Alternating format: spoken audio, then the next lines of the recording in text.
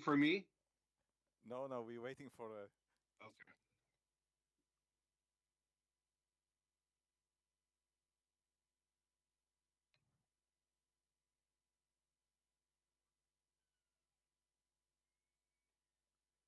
Super, we have green light, we can start.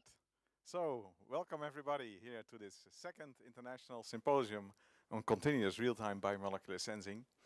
My name is Menno Prins, I'm a professor here at Eindhoven University Technology, and I welcome you all to everybody interested in the technology and applications of continuous sensors.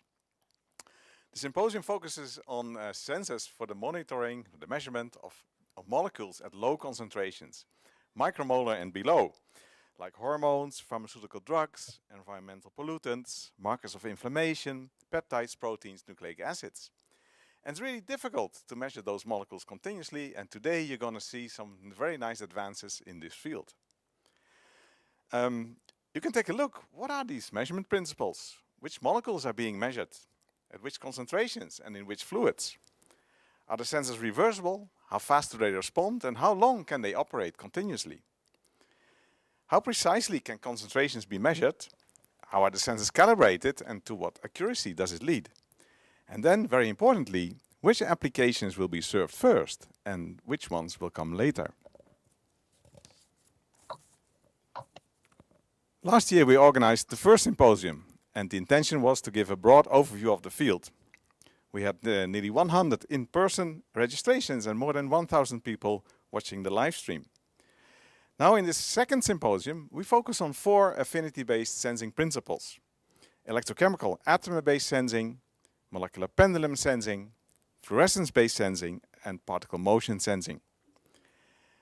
The symposium is organized now in the final week of the International Sensors Student Competition. So special welcome to all the students from Sensors. Yesterday I saw you working on your biosensors, the sensors being tested. This was really very, very lovely. Congratulations already. The symposium is also part of the European Consens project. The symposium is hybrid, it's free of charge, with online availability of recordings, aiming to engage as many people as possible in a cost-effective manner. By the way, about sensors, I just heard that the voting is open. So you can vote yourself, you can ask your family to vote, etc. Already now I want to thank so many people who have helped realize this symposium. Of course, the speakers, the Sensors team, the Consens project, and the very generous support of Eindhoven University of Technology. Thanks to everyone. Okay, we have 2 sessions. 2 presentations before the dinner and 2 presentations after the dinner and the posters. The presentations before the dinner are focused on electrochemical sensing, and after dinner we focus on optical sensing. The presentations will be 20 minutes, and then there will be 10 minutes for questions and answers. Questions can be asked here with the mic, and people online, they can post their question in the live stream, in the chat of the live stream channel, and I'm sure somebody will look here, follow up, and then ask those questions here in the hall. Okay, let's start. We have as first speaker Professor Todd Kippin from University of California in Santa Barbara in the United States. He works in the Department of Psychological and Brain Sciences, the Neuroscience Research Institute, and the Department of Molecular, Cellular and Developmental Biology. Prior to that, he received his PhD from Concordia University in Montreal, and he performed postdoctoral studies at the University of Toronto and the Medical University of South Carolina. His research focuses on the application of novel biosensors to molecular monitoring in living subjects, and he has ample publications and patents. So I welcome to the floor Professor Todd Kippin. Great. Thank you. Thank you all for attending, and I apologize for any lighting issues. I have no control over the sun, and it's California, so it's sort of sunny. I also am not sure if my sharing screen works, so I think I'll just go on the regular mode. Okay, so I'll get started. My talk is real-time molecular monitoring in living subjects. I have no disclosures. So I'll start with talking about what would be an ideal monitoring device. Our sort of conception is that it'd be versatile across molecules so that you can measure all kinds of different molecules. Hopefully, dynamics of your target real time so that you know exactly what's going on as it's happening. And then the last thing is monitoring anywhere.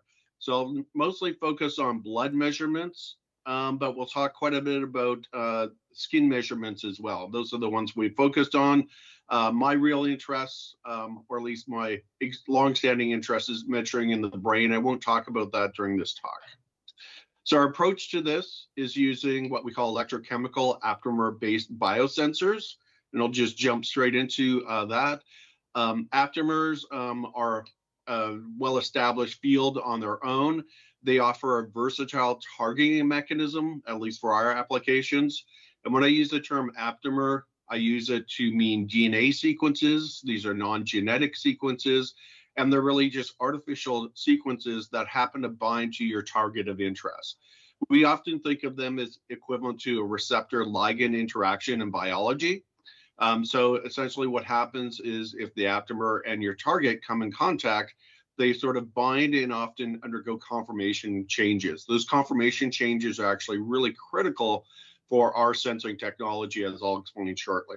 And the last point is that you can actually make aptamers out of other structures. So again, almost all the things that I'll talk about use DNA sequences. I'll talk a little bit about an artificial strand of nucleic acids as well, but other people have used RNA, and sometimes people refer to amino acid sequences as aptamers as well. So where do we get our aptamers? Well, we call a friend or friends to do this. Again, aptamers are a well-established field on their own. The basic way that people get aptamers is called a selects. It's essentially started with a large random library, usually about 10 to the 14th unique DNA sequences, and they essentially change concentration of target to see what binds, what aptamers bind to the target, and then they go through multiple cycles to get the ideal high performing aptamer. And so the two people we work with on this are Milan Stojanovic at Columbia University and more recently Yi Zhao at North Carolina State University. So I don't do any of the aptamer selection, but what we do is take the aptamers and put them into our sensor system. Our sensor system is shown here, where we have the aptamer, these black squiggly lines. And what we do is attach them to a gold electrode surface and then backfill with a alkane thiol monolayer. And then on the other end, we also have a critical aspect is our redox reporter. We typically use methylene blue. So our signal really comes from methylene blue, and we get signal change based on the position of methylene blue relative to the electrode surface. And this is where the conformation changes of the aptamers become critical, in that when the target is present, the aptamer will fold, go under a conformation change, and bring the redox reporter closer to the surface, and we'll get more rapid electron transfer. So how we get measurements is just to use square wave interrogation. And essentially what we find is we get concentration dependent increases in square wave signal. So here's our voltammograms, and you go from 0 to different concentration of target, you get increasing signal. I'm a psychologist and a physiologist, so this is my main interest. My collaborator on all these projects, Kevin Plaxco, developed the electrochemical aptamer-based sensors, or EABs, as I'll refer to them, and he continues to do work to optimize that system. Another aspect of EABs that we found fairly early that came critical for enabling in vivo measurements is that although we talk about signal change with the concentration of target, signal change is also frequency dependent. And what we mean by this is depending on the frequency of the square wave, right? So here I'm showing a high frequency in black, low frequency in red. We actually get different signal changes. So what we have here is no target. So we have stable signal across all frequencies that we can interrogate at. If we add target, some of the frequencies, particularly low frequencies, we can have a reduction in signal. And this is due to the sampling methods where we're sampling the end window of each square wave versus the fast frequencies will get increases in signal when the target is added. So we have these signal on, signal off profiles. And so what we do is use the difference between those two signals in what we call kinetic differential measurement to make our signaling work. So again, what we show here is the signal on in red, signal off in black, and the KDM, or kinetic differential measurement, is the difference between them. So this allows a little bit of amplification, but as I'll show you shortly, this is critical for overcoming in vivo drift. And one of the major problems with in vivo measurements is the body doesn't like things plunged into it, and it reacts to it, often fouling your sensor system and causing drift. So I'll start our sort of measurements by monitoring in blood. The reason we started here was blood is basically the basis of all pharmacology. A lot of our early work has focused on drugs that require therapeutic drug monitoring. So we're really interested in the drug levels in the vein itself, right? So this represents a central compartment in pharmacology. It's also the basis for all medical decisions on delivery of therapeutics. So for monitoring blood, simply we developed a relatively simple preparation where we took animal subjects, in this case, rats. All our experiments are done in rats. We've done a little bit in other species, but we find rats are a convenient size. Most of our measurements are done under anesthesia. So we're anesthetize the animal, and what we do is put one sensor in the jugular vein, and then also have a delivery catheter either in the other jugular vein as shown here, or another major vein like the femoral vein. It doesn't make a difference the vein we use. We find this a convenient prep because you just need to do one opening on the animal. So what we see when we do this is shown here in the top. If we look at our different signals, in this case, we have a signal on at 300 hertz and a signal off at 25 hertz. What we see before vancomycin, our target, is given, we see a drop in the signal. So this is drift. This is due to fouling, all kinds of things going on in the animal that are reacting to the sensor. And so you can see this consistent drift across the two sensors. When we give vancomycin, you can see a change in the trajectory of the drift for each of the targets. And so we are getting signal change related to the target. And we can really see this nicely if we do the KDM measurement shown here in blue. So again, if we subtract those two frequencies from each other, we get a nice stable baseline. We deliver our drug, we get a rise, and then it falls exponentially. And this follows the standard kinetics known for vancomycin. So all our measurements really match the known pharmacology of all our targets. And then the next thing is we can do this in multiple subjects, and we get the same general profile in each subject, but we can see there's subtle differences between each rat. So we're able to monitor known pharmacological profiles. We've done different injection methods. So we've done IV, intramuscular, sub-Q, and we get the predicted profile. And then also, as shown here, we can do individual subjects, and each subject varies slightly. The next thing that we take advantage of is, again, because aptamers are a critical module of our sensory system and we can easily switch them out, we can actually measure different targets. So this is just showing different antibiotics. So vancomycin previously, kanamycin, tobramycin, and gentamicin. We can switch out the aptamer and measure these different targets. We can also measure different drug classes like chemotherapeutics. So doxorubicin, inortecan, and methotrexate are all well-established sensors in our group. We can also do endogenous targets, which we're working on more concentrated now. So showing lactate, a couple amino acids, and then creatinine and urea, which are uremic toxins. I'll mention we've started working in using them as biomarkers of kidney function.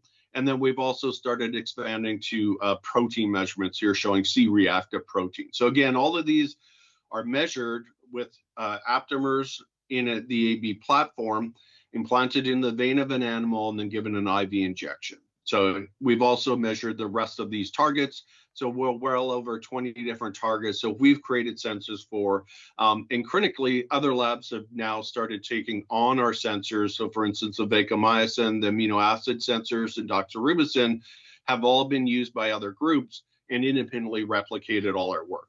So again, these are generally very robust sensors, and other people can replicate our work. The next thing we've started doing is looking at using them as biomarker measurements.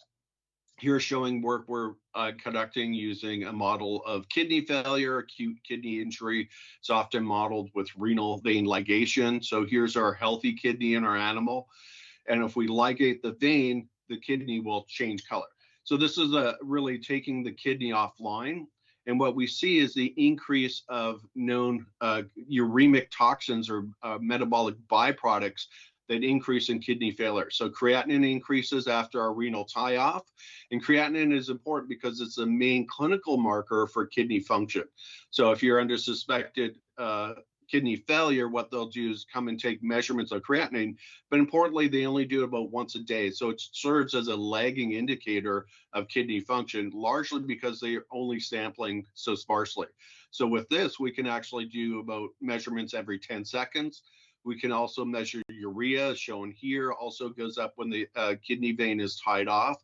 So urea is also a uremic toxin. It's mainly used in the treatment of kidney dysfunction, that is in dialysis, where they clean out your blood system to remove these uremic toxins. Urea is used as a semi-universal marker for the amount of toxin in your blood. So we think that these will be very useful clinically for creatinine for diagnosing, and urea for actually helping dose the treatment. So dialysis is currently just prescribed for amount of time without a real indicator of success. We think the urea sensor will be useful there. We can also measure other uremic toxins like oxalate, which are involved in kidney stones. In this case, we don't see a real rise when the vein is tied off, but if we give an infusion, we'll see that the kidneys being tied off, we don't see clearance of the oxalate. And then similar, if we tie up the vein after giving vancomycin, because vancomycin is excreted unmetabolized, we can essentially block its excretion, sort of verifying our kidney model. So again, we're moving much more into these kidney failure mechanisms. And then we can also do feedback control of our drug concentrations. So that is, we can use our real-time signal to actually control an infusion pump and achieve a stable drug level in the animal. And here's data showing how this works. Sorry, it doesn't want to stop on that slide.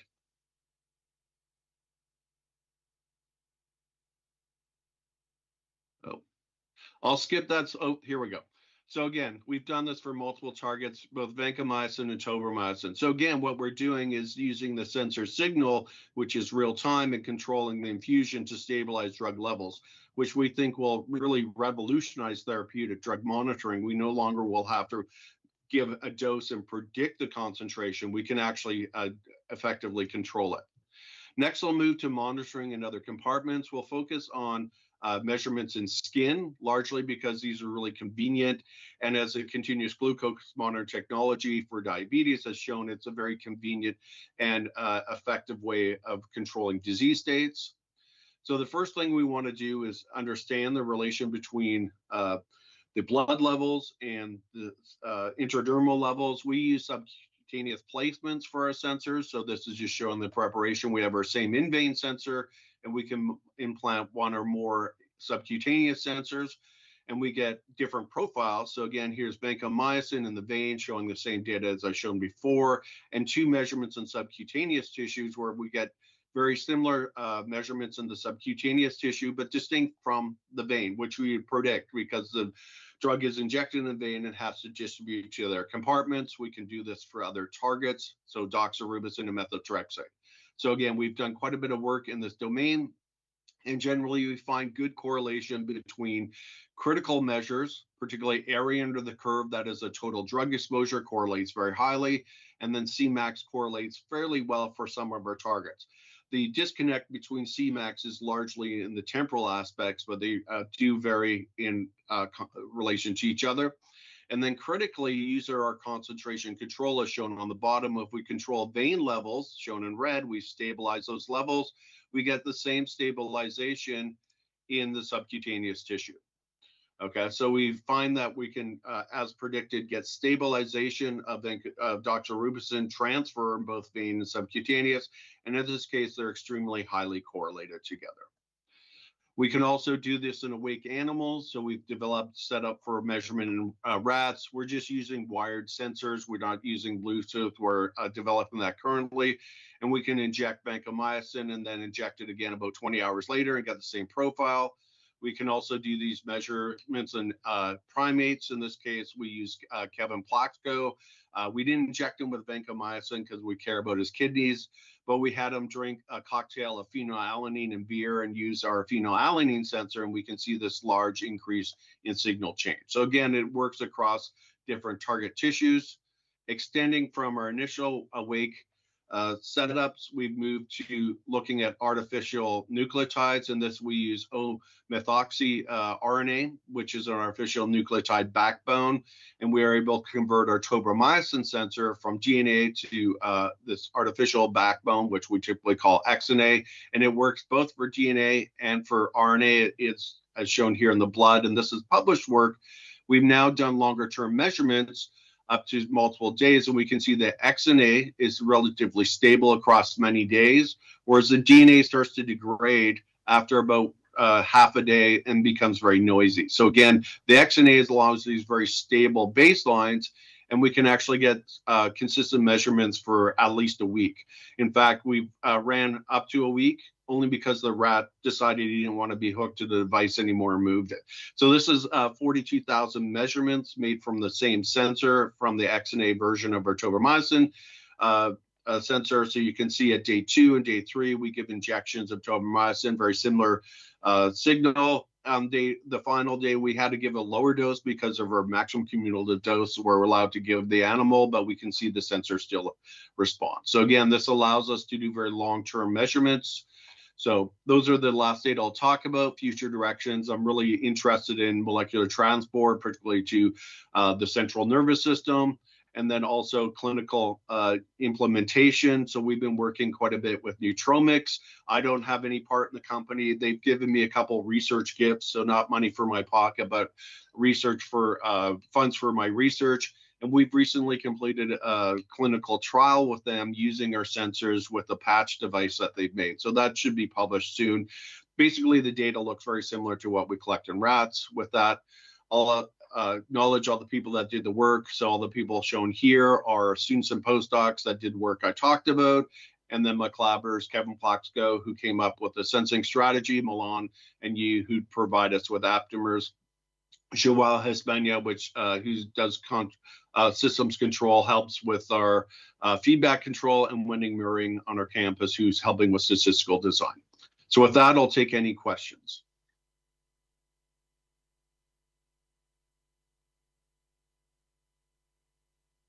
Well, thanks a lot, Todd. It was a lovely talk with many new results. So you're making good progress. So I'd like to ask here in the audience if there are any questions. Does someone have a question about EAB and all these experiments? Yes, I see a question.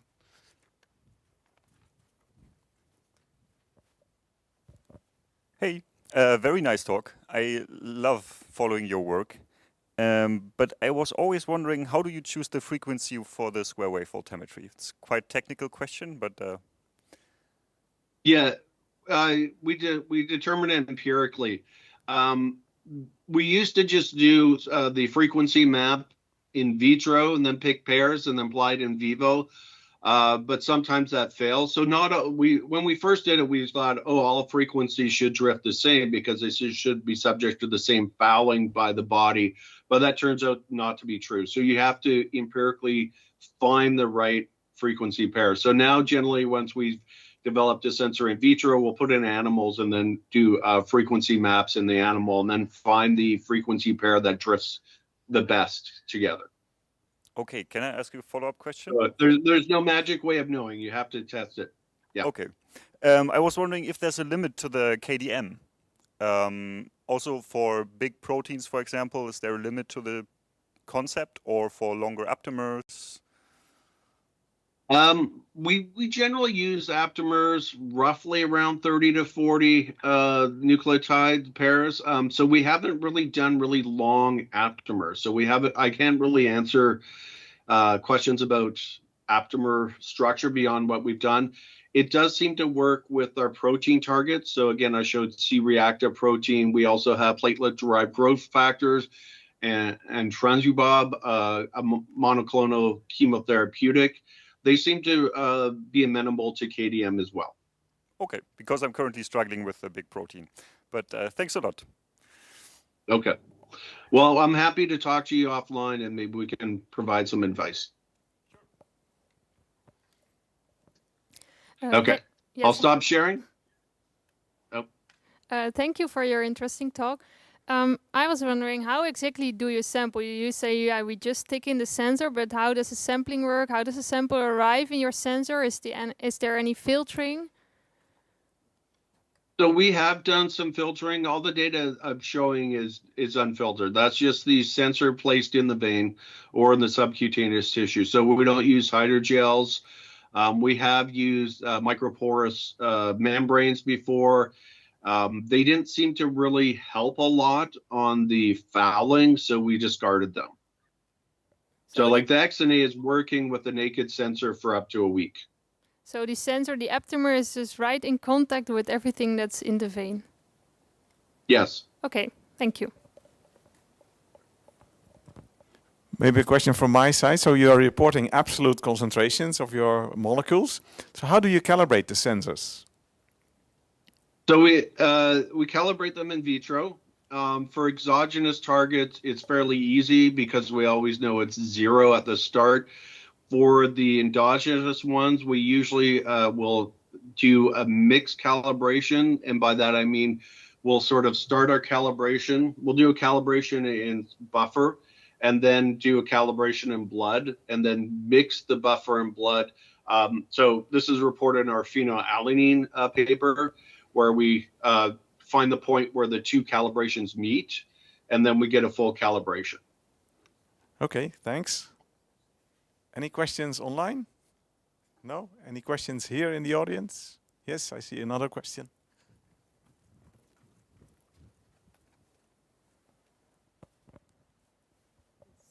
Thank you. I have a follow-up question on this calibration, because you use the sensors in different types of animals, even human.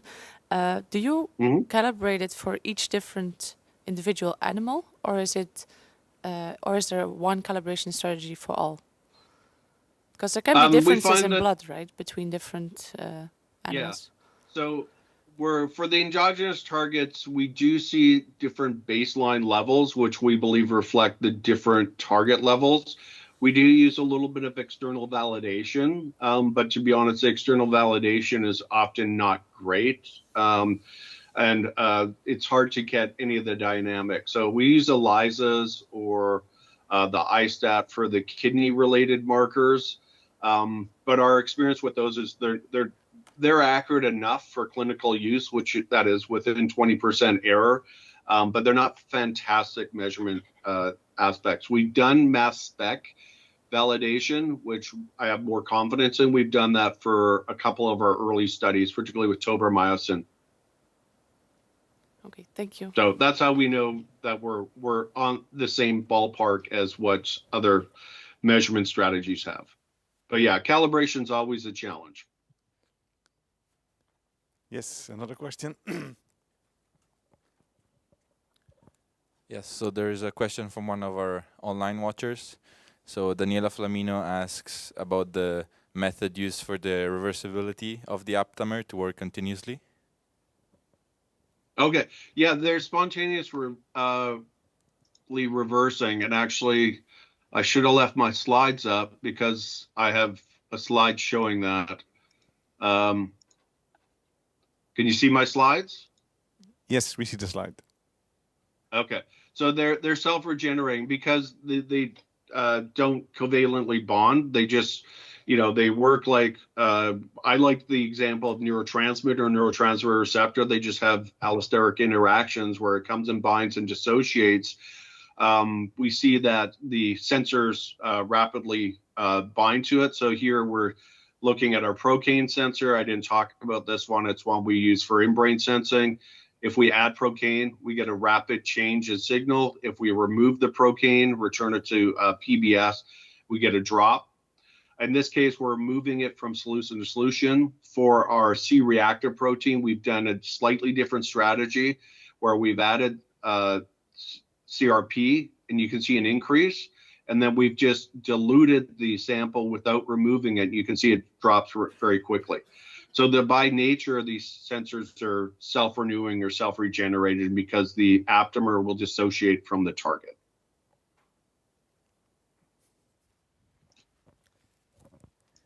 Thank you very much for this very nice presentation. I actually have a few questions. The first one would be towards making a product out of it. And so far, I understood you're working on wires that you're inserting in the veins. How do you see this being transferred into a mass-producible solution? And my second question was also with regard to shelf life. How do you store your sensors? How long can they be stored before usage? Is there any maintenance or key steps that needs to be performed to have them usable after storage? Thank you. Yeah, I'm not directly involved in commercialization, but I work with Neutromics, which is an Australian company, which is developing a product based on our vancomycin sensor, at least to start. So they've developed a wearable, looks very much like a continuous glucose monitoring device. So that's the copy that sort of is currently the leading. Blood measurements are tricky, right? You have to put something in blood or extract blood. Extraction blood limits your resolution. And although we've talked to a number of clinicians that said, oh yeah, we could put a sensor in the blood, you have really elevated risk of infection. So we think it's possible, but that's probably not the best strategy. So a wearable device like continuous glucose monitor is likely the way we would translate this. And this is why we do a lot of work trying to understand subcutaneous versus plasma measurements. For storage, everything we do in my lab, we make the sensors the day before, or maybe 2 days before, then use them. We've shown that you can freeze them, and on average, they work for about 6 months. Jake Heikenfeld at University of Cincinnati has shown that you can store them in sugar and keep them relatively stable for, I think, up to about the same period of time, about 6 months. Okay, thanks. Any final question for Todd? Otherwise, I have one final question, because you spoke about the correspondence between skin and blood. And if I noticed well, there was much more noise on the sensors in blood than in skin. Is that systematic, or was it just in this experiment? It's physiological. We put the sensor beside the heart, and we get mechanical noise. Ah, okay. And so, yeah. So our current in vivo prep is probably not showing the best data. But I mean, for a lot of the signal change we get, it's more than sufficient to overcome the noise. So Tom So's group has done femoral vein implantations, but it wasn't clear from their data that it was that much cleaner. So it may just be like a pulsing problem of vein measurements. Okay, thanks.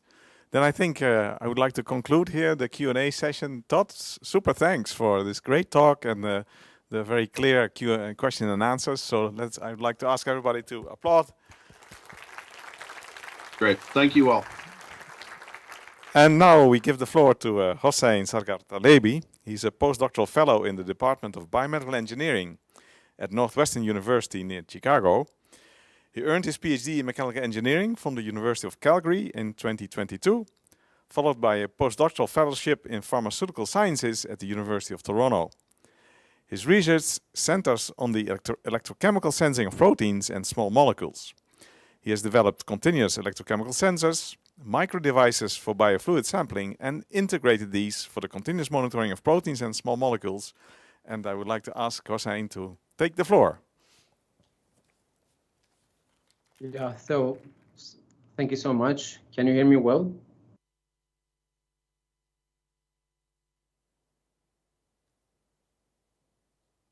All right, so thanks for the invitation and the introduction. First of all, I should mention that I recently moved to Chan Zuckerberg Biohub Chicago, where we are working on some translational projects regarding the medical science. And as Menno mentioned, I'm going to talk about the next generation of the implantable sensors that are capable of real-time in vivo protein monitoring. So firstly, I want to kind of go deep into like why continuous monitoring is important and how much value it brings to the medical science. So a simple example is that for loss of diseases, long before symptoms appear. There are some solid changes in chemicals, small molecules, proteins, so that if we have a device that can perform real-time monitoring, we can track such kind of biomolecules, such kind of targets over time, and act so early so that we can take action and adjust the treatment and before it's going to be too late. So far, there are lots of tools that can do real-time monitoring, first on the physical signs such as body temperature, heart rate, respiratory rate, blood pressure, and so on. And as just presented, there are some beautiful works on monitoring chemical and biomolecular signals such as drugs, neurotransmitters, and metabolites. And you can feel that monitoring such kind of targets and physical signs will give us lots of information that through which we can understand what's wrong inside the body. So the focus of our lab is monitoring protein biomarkers because they provide a comprehensive and dynamic view of the patient health. And the good point regarding the proteins are that they are very, very specific and linked to a variety types of diseases like neurodegenerative diseases, cancer, cardiovascular, and so on. Okay, before jumping into the results, I would like to focus a bit on the affinity in the molecular interactions and the role of K-on and K-off. For the sensing of the proteins, because the physiological levels of the proteins are very low inside the body most of the time, we need to use either high affinity or medium affinity receptors. And for the small molecules, as Todd mentioned, we can use like low affinity because first the concentration is quite higher than proteins, and it's going to be self-regenerated, and we can do continuous monitoring for the small molecules, for example, using the structure switching methodologies. I should clarify that affinity the concept of affinity is a bit different from K-on and K-off. When we talk about real-time monitoring, we should focus on dissociation, the K-off, and when the rate of K-off is high, for example, for the medium affinity and for the low affinity, we can do real-time monitoring, passively real-time monitoring, because it's going to be self-regenerated. But for the high affinity, because the rate of K-off is very low, sometimes it takes hours for the proteins to get detached from the receptor recognition element, and we need to take action and find a way to detach such kind of proteins from the receptor. So in these presentations, I would focus on the proteins, and I will present two different works that we have done recently on the high affinity and medium affinity receptors. All right, so we developed a specific type of biosensing called reagent-less molecular pendulum. And simply is a double-stranded DNA that in the distal end there is a ferrocene reporter, and when we apply a positive potential, we kind of bring the sensor to the surface, and they're going to be an electron transfer between the ferrocene and the surface.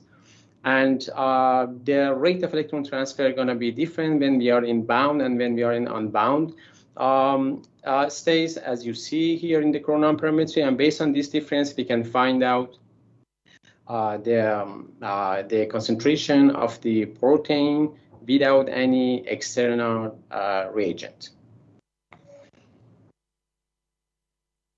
All right, for the high affinity recognition elements, we came up with an idea namely active reset, that is has a very simple story that I just explained how we do the molecular pendulum sensing, but we know that when the protein actually interact with the receptor, it's gonna cling and it's not gonna actually detach. What we came up is applying an oscillation-based voltage, so that with applying an alternating to voltage, we can see how the sensor is gonna shake and oscillate, and we kind of induce force to the protein to get detached from the receptor, and we kind of regenerate the sensor and make it ready for real-time monitoring. And as you can see here, after each measurement, we do active regeneration, and then we can sense protein when the levels of the proteins are going up and down. So we applied on different biomarkers. So here, for example, we can see MPO aptamer sensor with different concentrations over time, from 10 picogram per ml to 1,000 picogram per ml, and also some cytokines like IL-6 and TNF alpha, and also different sensing mechanisms to somehow show that how we can use active reset to do real-time monitoring of different biomarkers. I should say that there are some important parameters in active reset. One is the frequency of the shaking. The second is the voltage that we are applying for the shaking, and the third is for how long we need to do shaking to make sure that the sensor is gonna be fully regenerated. I should mention that these parameters all are dependent on the what biomarkers are we targeting, what's the affinity of the biomarkers, and what's the K on, K off of that biomarker, what's the size, and what's the morphology of that biomarkers.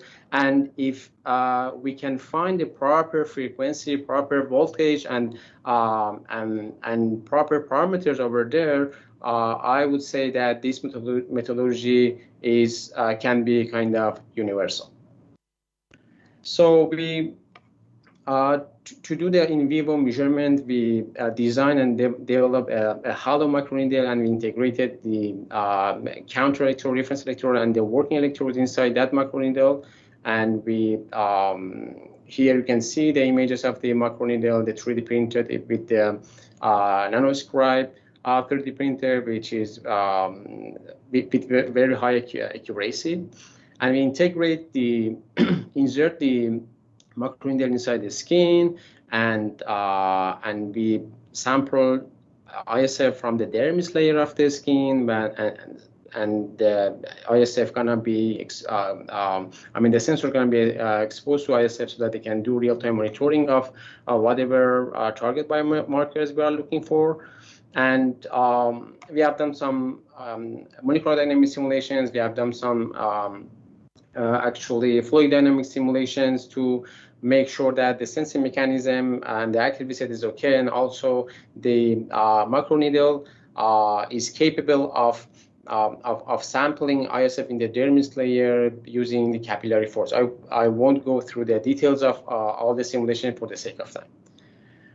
And so here is the assembly of the micro device. So we applied on diabetic rats, and we track different cytokine biomarkers on the diabetic rats that are known for upregulated pro-inflammatory cytokines. So we track the level of IL-6 and TNF alpha in different scenarios when the rat is under fasting, when the rat is under fasting, and we inject it with the insulin after 20 minutes, and the rat under fasting, and the injection of LPS after 220 minutes. We know that LPS is known for kind of inducing inflammation. And here are some results of the IR6 and TNF-alpha over time for different scenarios, and you can see how with the micro device and the active reset and molecular pendulum we can track these biomarkers in different scenarios. And we compare these results with some standard gold standard ones to make sure that what we are seeing is, I mean, the trends we are seeing is kind of solid, and kind of confirm all the results we did ELISA in serum and also ELISA in ISF.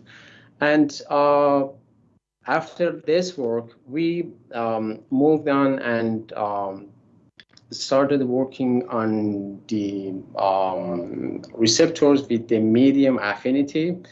So I would talk about the continuous insulin monitoring using antibody protein Zwitter ionic microneedle patch. The focus of this work is like using antibody-based receptor recognition element instead of aptamer.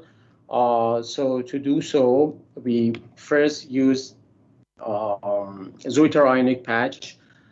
So to be able to kind of protect the antibody from degradation when we're gonna do real-time monitoring. And as you see here, we kind of integrated electrodes inside the hydrogel,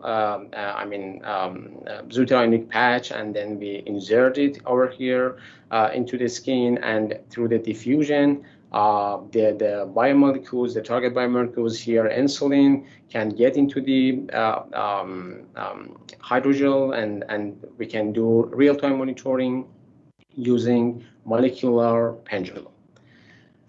So we have done some characterizations here on the macroneedle patch. Here are some images of the macroneedle patch, and this is the structure of the polymer itself, and it is polymerized. And we check the absorbance of the hydrogel over time, and we can see here the difference between between actually before and after insertion of the macroneedle into agarose gel. And we check different parameters here. For example, here is the swelling ratio of the patch over time, and you can see the patch when there are some salt inside the solution, it's going to absorb more liquid than when there is only water.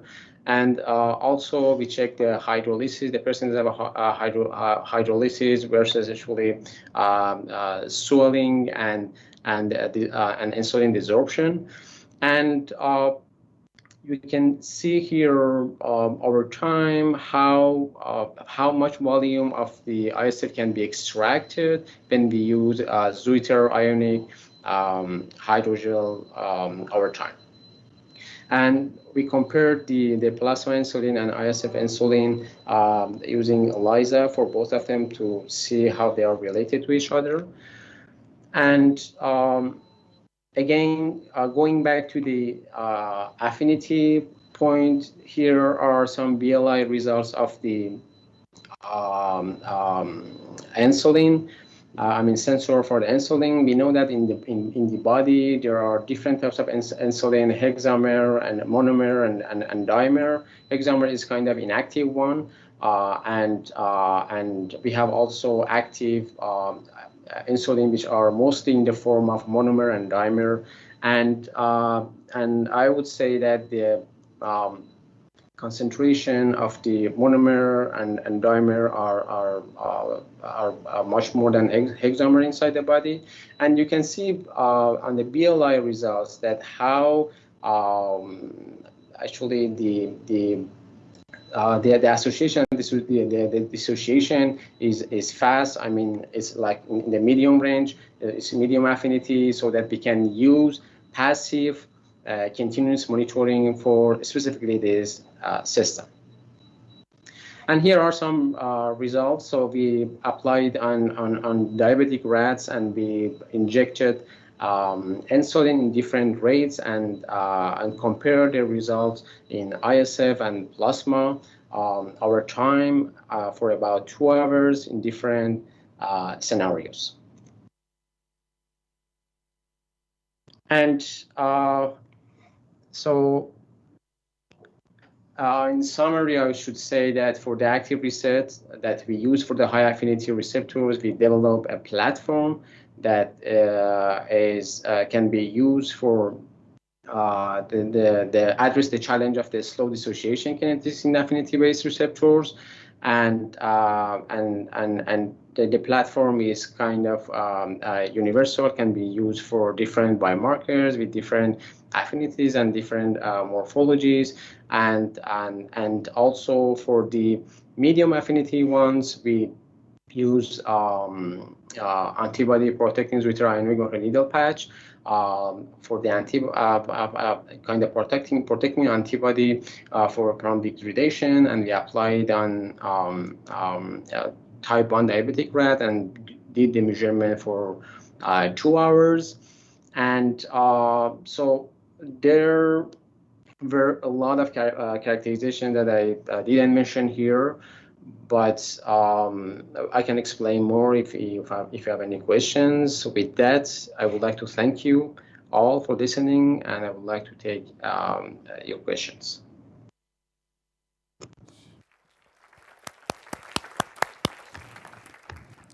Thanks a lot, Hossein, for sharing your latest results.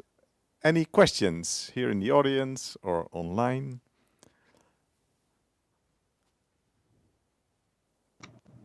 No question? Yes, there is a question.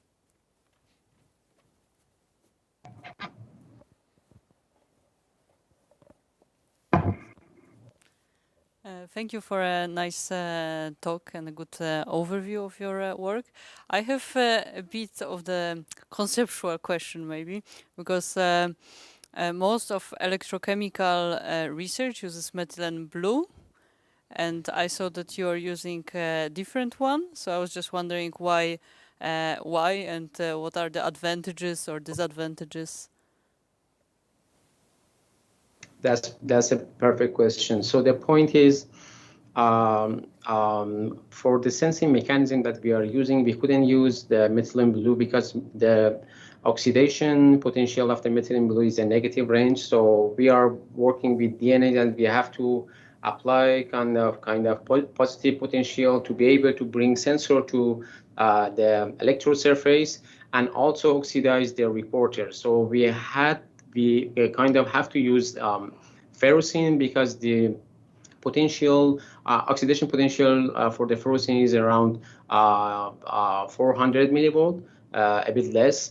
And when we apply a 500 millivolt, at the same time we are bringing sensor to the surface and oxidize it so that we can do sensing. Yes, thanks a lot. That's a very clear question and answer. Oh, another question, yes.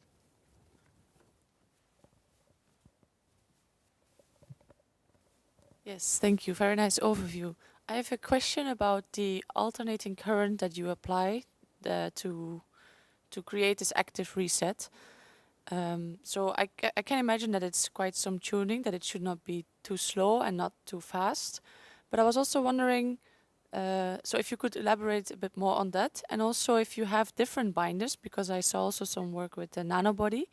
How different is this for different binders? So between antibodies and a nanobody, for example. Yeah, good question. So first of all, I should mention that for active reset, so I spent months on kind of optimizing the parameters there to be able to do active regeneration. And so there are a couple of parameters, as I mentioned. So one of them is for sure affinity K on K off. And for the aptamer and the antibody and nanobody, for sure it is different. I can't comment on it and say that, okay, for the antibody we should do this and for the nanobody we should do that. And each case is specific and unique, and you need to fine-tune the parameters. But there are some general rules that we know. First of all, I should mention that the mechanism behind the detachment is both the drag force which is applied on the target, and also the way actually that the water molecules can get into the binding between the target analyte and also the receptor. So the point is that for the nanobody, because it's like much smaller than the antibody, imagine that like the affinity is the same, the k on and k off for all of them are the same for antibody and nanobody. Because the nanobody is smaller, I think the water molecules can get better access to that interaction part, so it might be easier to detach that, but I have never tried that. Okay, thanks. Any more questions here? Well, I'd like to repeat my question that I also asked to Todd, which is how do you calibrate your sensor? Oh, that's a good question. So it's like a very tricky.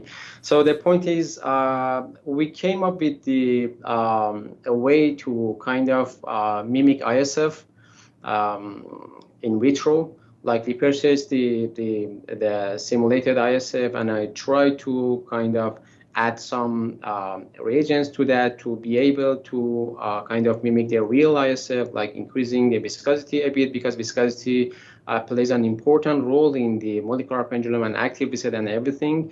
And we got the calibration curve in that solution. Okay, thanks. I see another question.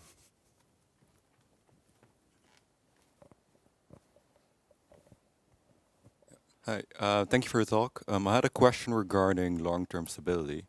If you, for example, take a look at what the EAB field is doing, there's a lot of papers now coming out focusing on sensor degradation. And because both the molecular pendulum and EAB systems, there are electrochemical methods, you would think they would also suffer from the same sensor degradation mechanisms. So do you see some overlap there in the same mechanisms and in the rates of decay? Can you comment a bit on that? Yeah, the point is that both structure switching method and molecular pendulum, both of them are using the same linker. I mean the gold tile linker, and we know that over time there are going to be some degradations and also some drifts. That right now is like a very hot topic, and we are working on it to make sure that we can make it like as stable as possible. And there are a couple of parameters there that are going to actually very effective that we are working on. So I can't reveal all the information here, but the point is for both of them, we are applying a potential. And when you apply a potential over time, you will see that there are some actually damage on the monolayer and also detachment of some probes on the electrode. And there are some ways that we can make it better. For now, we can do a couple of hours, which is okay. But to do like a couple of days and such a stuff, Zwitter ionic, the hydrogel that I just mentioned might be one solution. But there are several types of coatings that we can kind of through which we can kind of protect the sensor. Okay. Is there any final question to be asked here or online? No? No hands? I think it's time to have food. So I would like to thank very much Hossein and also Todd for your talks. We had a very lively session and learned about the latest advances in the field of electrochemical sensing for continuous biomolecular monitoring. So thanks a lot. We close this session and we'll reconvene at 7:30 time here in the Netherlands. Thanks a lot, Hossein and Todd. Great. Thank you. Yeah, thank you.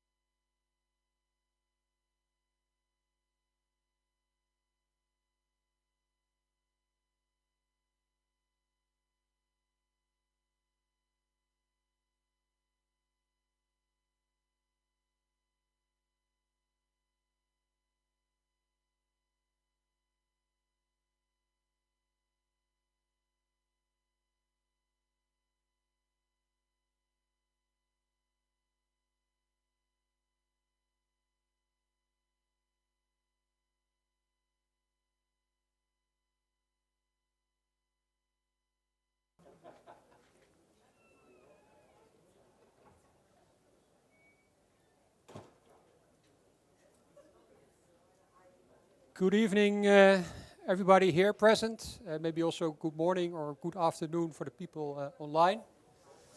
My name is Maarten Merks. I'm a professor of protein engineering at this university, and I have the honor to chair this second session of this symposium. Before the break, we saw two beautiful stories about continuous biomonitoring using electrochemical readouts. The theme of this second session is optical detection, but still focusing on continuous monitoring. We actually had, I think, great Indonesian food. I hope people online also had a good break. And I would like to start with introducing the first speaker, who is Professor Amani Hariri. You hear us, Professor Hariri? Yeah, good. Professor Hariri actually did first study at the American University of Beirut, and then did a PhD at McGill University in Canada, where she focused on DNA-based nanomaterials and also using single molecule fluorescence already. She was a postdoc with Tom So, I think, at Stanford University, and since a couple of years she has her own research group as an assistant professor at the University of British Columbia. And she will today talk about her work on thread-based biosensors for the real-time detection of small molecules. I'm very much looking forward to your lecture. Thank you. Can you hear me well? Yeah, we can. Okay, great. Thank you for the nice introduction, and thank you for the invite and putting together actually a very nice symposium and competition that I'm sure everyone is enjoying. Today I'll talk about fluorescence thread-based biosensors that I worked on during my postdoc, actually in Tom's lab, and that I continue working on now in my independent research group, as you mentioned, at the University of British Columbia in Canada. So in my group, we're actually focused on, can you see the laser pointer? Yes, we can. Yes, great.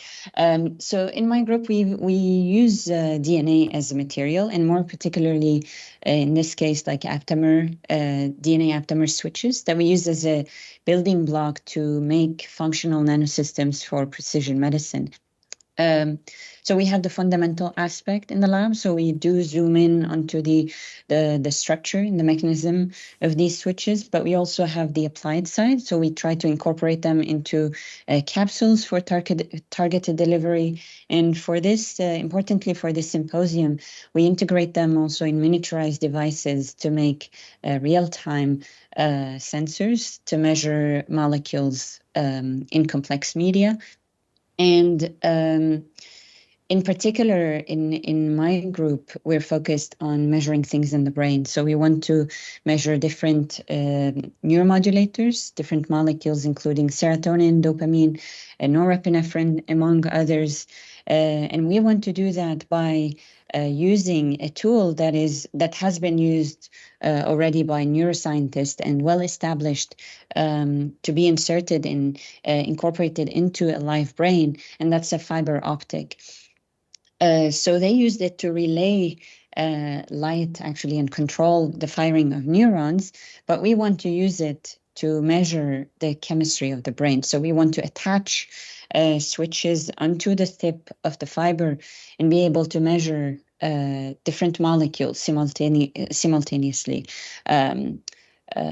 in a live brain, ideally. So we are collaborating now with different labs. We want to do that to basically solve different medical problems, and we're collaborating with the Center for Brain Research here, Brain Health here at UBC, to try to understand the mechanism of antipsychotic therapy, for instance, that does induce usually side effects like type 2 diabetes.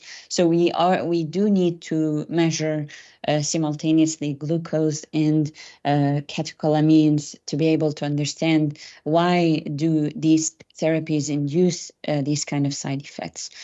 So this project, among Others are the ones that we are starting in the lab. And this platform I've built during my postdoc. So my postdoc training I did, as you mentioned, with Tom So, a lab that was involved along with Kevin Flaxco in developing aptamer-based electrochemical real-time sensors, where they leverage, I'm sure you've seen the details in the prior talks.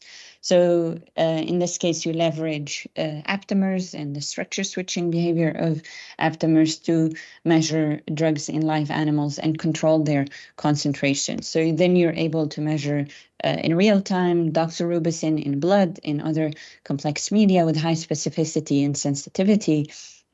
And now we're taking this real-time sensor idea and adapting it to other readout modalities like optical approaches, using also different recognition elements, so using antibodies, using peptides, etc., to not only measure drugs, but also measure important biomarkers in our body that could be indicative of many disease states, and will hopefully be able to one day translate that to the clinic and to use it in humans and be able to make an impact on our health, like I'm sure many of you in this competition are trying to enable. So for the neurosensor, we are mostly focused on using aptamer-based sensor, but instead of electrochemical approaches and instead of an electrochemical probe, we want to use an optical fiber system, and we want to adapt the aptamer switches to the optical readout. And that's not too simple. It does involve lots of parameters to tune and optimize to enable this translation. And I'm going to walk you in this presentation through the process of from making the aptamer to making the optical switches, fluorescent more particularly, and make the real-time sensor. So starting with the aptamer, the most important part of the probe, briefly, it's actually we selected using a very classical approach, and that's been established over the past few decades.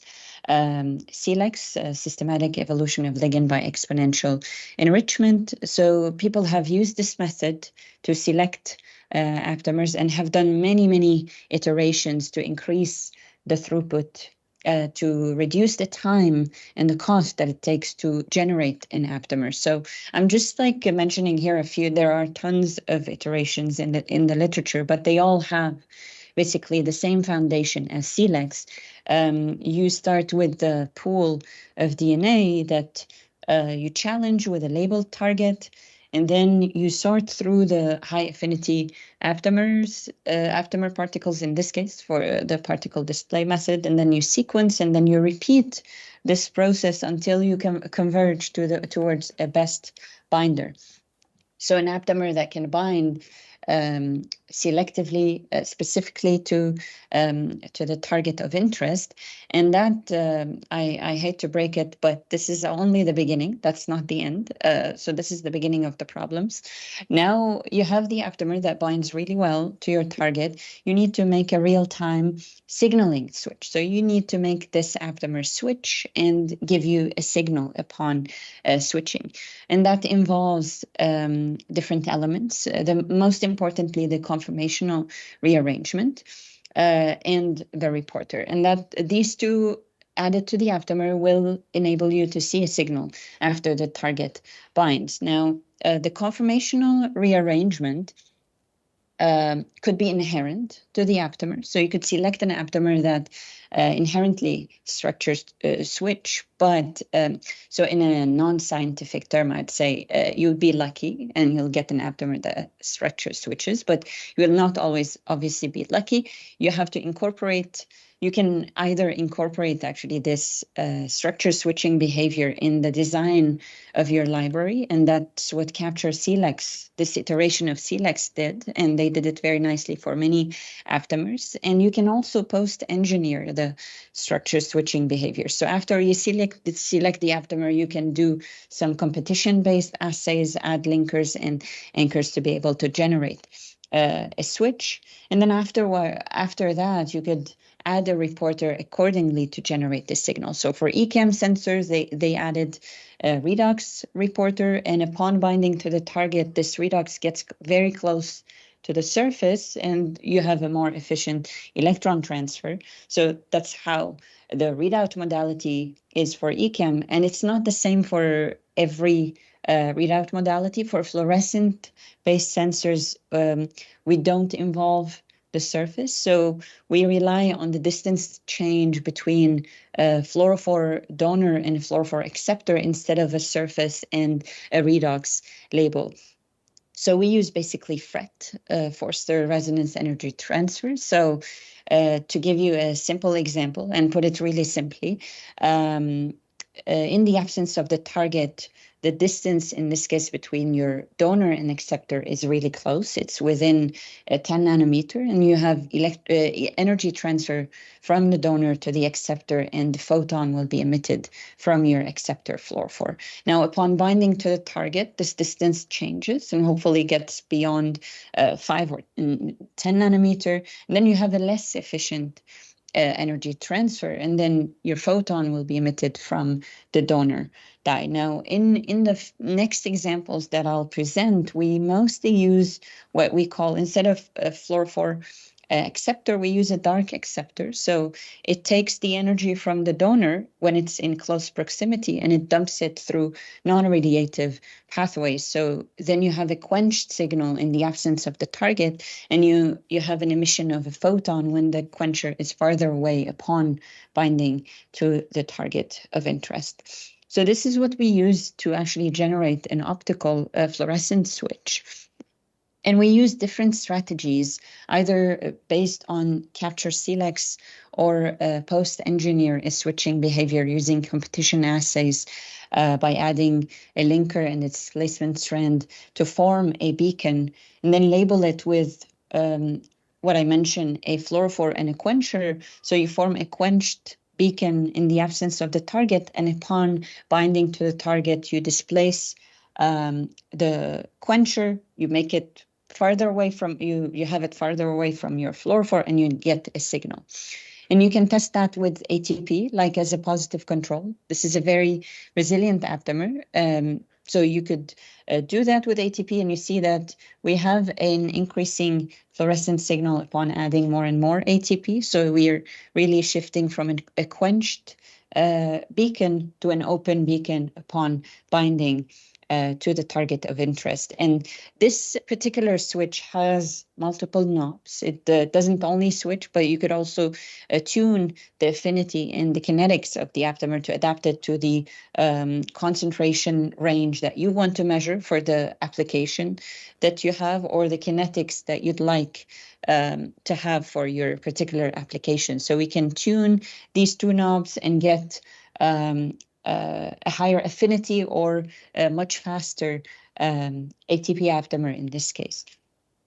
Now, importantly for our case, we cared about dopamine and other targets, so we did that for dopamine, and the original switch for dopamine was too slow, was in the minute range. So when we tuned the size of the loop, we were able to get a much faster aptamer that is orders of magnitude faster, and we're able now to detect dopamine within a sub-second range, which we need for the fast release of dopamine in the brain. We will need a very fast sensor. Now that we developed like a fluorescent-based switch and a real-time switch, we can integrate it into a miniaturized device that I mentioned before, an optical fiber. So in collaboration with the Vicovic lab, we tapered down a fiber optic to increase the excitation light at the tip of the fiber, where we immobilize our aptamers, and we connected it to a very sensitive detector in an optoelectronic system that have all the filtering to enable the detection of the photons emitted by the fluorophore on the tip of the fiber and on the aptamer switches. And the way we immobilize the aptamers at the tip of the fiber is through we tested different surface chemistries, and the pegylation of the fiber was required actually to reduce non-specific binding. So it creates like a hydrophilic sheath layer slippery, basically, surface to minimize non-specific adsorption of proteins. And then we used, in this case, biotin-avidin linkage to immobilize specifically the aptamers at the tip of the fiber. So this is how we immobilized our dopamine switch on the fiber optic and built the optoelectronic system. And then we inserted the fiber into a microfluidic channel and started introducing different concentrations of dopamine. So here you could see that we can track the increasing and decreasing concentration of dopamine with the fluorescent sensor as well. And we can go down to nanomolar ranges of dopamine. This sensor could work in buffer and cerebrospinal fluid in a controlled environment. It is very stable over 24 hours. So we could see the same signal upon introducing the same concentration repeatedly over 24 hours, again, in a very controlled environment, not yet in tissue. And we can also swap the aptamer. So it's the strategy is quite generalizable. You can just swap the aptamer to a cortisol aptamer, published aptamer, and then adapt it on the same platform and be able to monitor cortisol in real time with very fast kinetics in buffer and in human plasma, and we can detect down to nanomolar ranges of cortisol as well. So we developed during my postdoc the one color approach and the proof of concept to be able to measure things in a controlled microfluidic device. And now we're trying to really take it to the next step and try to build a multiplex system that will enable us to measure the different neuromodulators that I mentioned simultaneously on different fibers or on the same fiber, and be able to measure eventually, protect the aptamers to eventually be able to measure them in a live brain. So while it worked in a one color system, it worked very nicely, like independently for dopamine and glucose in that case. Once we integrated them together on a multiplex system, the performance of these aptamers deteriorated by swapping the reporter to a red fluorophore, red emitting fluorophore, the performance of our dopamine aptamer completely deteriorated. And we wanted to understand why. So we took a step back and focused on the only thing that we changed. We didn't change the design. We didn't change the optical system. We only changed the reporter. And usually we ignore that. We focus mainly, when we pick a reporter, especially for FRET-based assay, we pick it based on photophysical properties. So what you want to do is make sure that there is a good spectral overlap. There is the donor has a good quantum yield. You have a good dipole orientation for the donor and the acceptor. If you need a more photostable dye, you will replace it by a more photostable dye, less sensitive to pH. So you really care about these factors, but we forget that the reporters are actually not inert, especially in an aptamer context. We actually label them terminally. We could label them internally sometimes. We use different actually linker chemistry to label them as well. And they're huge molecules. These are sometimes hydrophobic and charged molecules, and they can actually induce structural alterations to the aptamer and to the DNA and to the performance of your sensor. And people have done studies before, like that's probably more than 20 years ago. They tried to put a label at the terminal end of a duplex and measured the TM. And they saw like small differences actually in the TM and the stability of the DNA duplex. But this was only done for passive systems like a DNA duplex and on terminal ends, and thinking about different linker chemistry and how it impacts the stability of the DNA. So this has been studied for DNA complexes, but we wanted to see how this impacts our sensor performance, or if it does at all impacts it. So we chose different aptamer systems. And yeah, I'm going to give you the takeaway given the time that I have left from the study. So we've picked different sensor system and we tried different combinations of fluorophore and quenchers, and we wanted to see how it impacts the affinity and the kinetics of these sensors. And I mean, to our surprise or not, we did swap sometimes one fluorophore at a time, sometimes just the quencher. We replaced it with another one. So we moved from FAM to Psi3, from BHQ to Dapsil or Iowa Black quenchers, and we saw over 2 orders of magnitude changes in the affinity. Keeping the same aptamer, the same design, by only changing the fluorophore or the quencher or both, you could get a huge you could get a huge cost on your affinity, and that is not predicted by the TM values that they've seen for DNA duplexes, because these were not as drastic. So we've realized, again, the main takeaways are that it has a huge impact. We could reduce this impact by choosing a less photophysically ideal position. So you could space the quencher and the fluorophore by 1 or 2 base pairs from a terminal end or internal end and reduce the cost. It would still probably cost an order of magnitude difference, but we could reduce it by 1 order of magnitude by offsetting the 2 labels. It has an even higher cost actually on kinetics. So the kinetics varied by more than 3 orders of magnitude when we swap a fluorophore or we swap a quencher. So we did all these studies. We did test multiple construct. We did test multiple positions and environment for these dyes, and we're trying to understand why is this effect happening. And importantly, what we want to really uncover with this is a design and a position or a linker for these fluorophores that will reduce completely or minimize this impact, and we'll be able to design then a multiplex platform where the performance is not compromised by the identity or the placement of the signaling reporter that we'll need to swap for this kind of platform.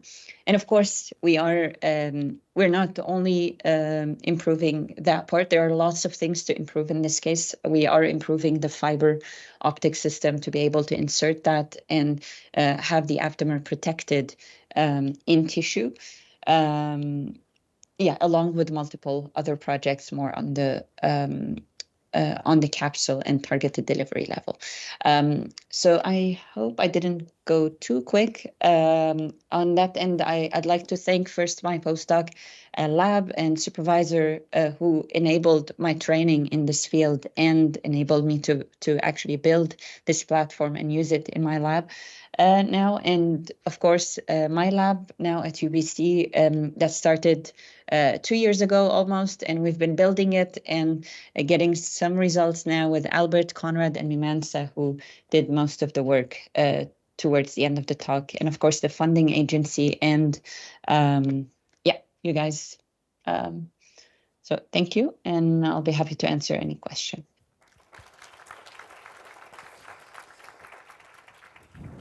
Thank you very much for a very clear talk. I'm sure there will be questions. I have a few, but let's start to see the audience or online. Is there...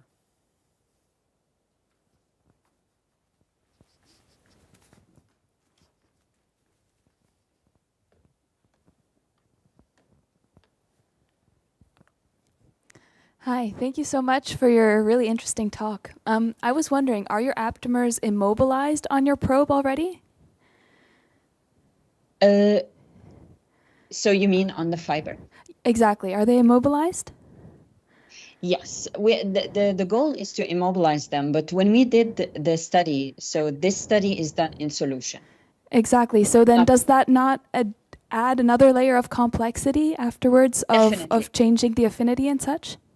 Yes, definitely. But the one color, the data that I showed, the comparison between one color and two color experiments, these are both done on the surface. So it deteriorated relative to the one color, and both of them were immobilized on the surface. So the impact was really just the fluorophore that we swapped. But you definitely are right. The surface has also an additional impact on the performance of the sensor, and that's another layer. And the surface density has another impact. So that's definitely something that we're going to look into. Thanks. And I would have a follow-up actually, but now that you're on this slide, the one where you show the multiplexing, are the two aptamers therefore on the exact same probe here? Or is this on two separate fibers? Yes, great question. We are trying both. We're seeing a difference actually. So we have two fibers that are connected, fused together. So you could do it on two different fibers, and you can do it on the same fiber. You can do it mixed within the same fiber, and you can do it spatially separated on the same fiber. And that's a project that Arden is working on. And I didn't have the time to cover it today. Thank you for your answers. Yeah, thank you. Thanks a lot. Was there Hey there. Thank you very much for the talk. I was more interested about the longevity of that sensor. So usually I would expect some scar tissue to form quite quickly around it. What's the longevity, and how long can you fight off the scarring tissue in the brain before you cannot make the sensor work anymore? Yeah, it's a great question. We're still not at this problem. We're still figuring out the other problems yet, but that definitely will be a problem. And what we are trying to do is protect the aptamers with a polymer layer or a hydrogel layer. We still didn't figure out exactly how. Either creating pores to protect the aptamers inside the pore from the scar tissue, like you said, or yes, eventually create a polymer layer that will protect them within a hydrogel layer around the fiber. But that's definitely going to be a problem that we're going to have to deal with. But for now, the longevity is also limited by the photostability of the dye. So the dyes are not photostable for too long, so they can last for just like many hours or a day, but not more than that before they photobleach. So we have other also problems to solve before we go into tissue. Thank you very much. Thank you. Are there other questions? Yes.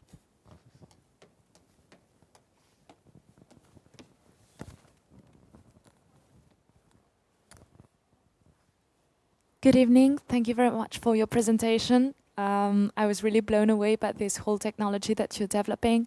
And my questions will seem very naive because I don't have at all the background to really understand in depth what you're doing. I was wondering about the accuracy of this system, regardless of the multiplexing abilities. And also, I was wondering, you use aptamers. How do you make sure, this will seem so silly, I'm sorry. How do you make sure that once that the molecule has been captured by the aptamer, when it's released, it is in fact destroyed and not recaptured, and therefore you're not like measuring again and again the same molecules? Yes, so I'll try to answer the accuracy.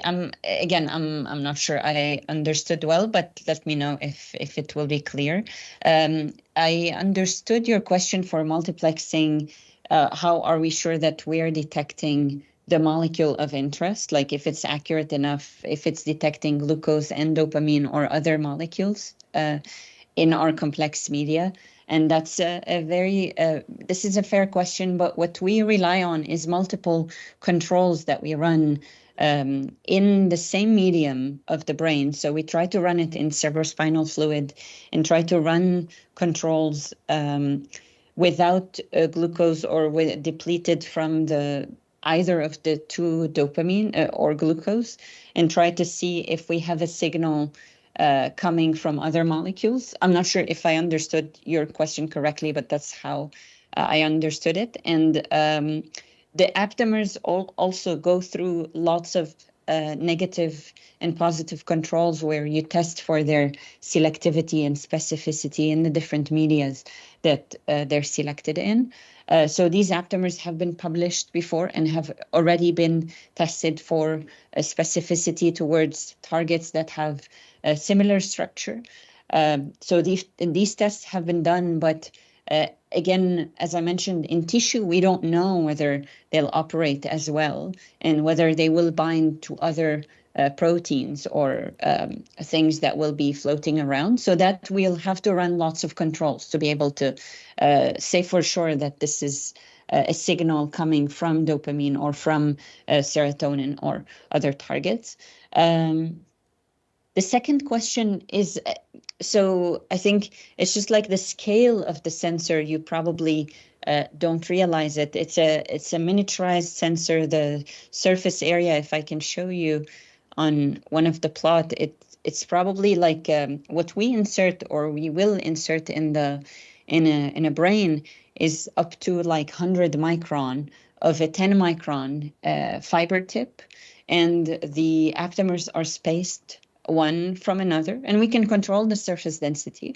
So what you said about recapturing the same molecule is possible if the aptamers are close to each other's, and that's what we call avidity. Usually it gives you a good signal, and that's not a problem for us, but there is like these aptamers are reversible, so the depending on the concentration around the very small tip of your sensor, which wouldn't affect at all like the concentration range of the targets that are released in the brain.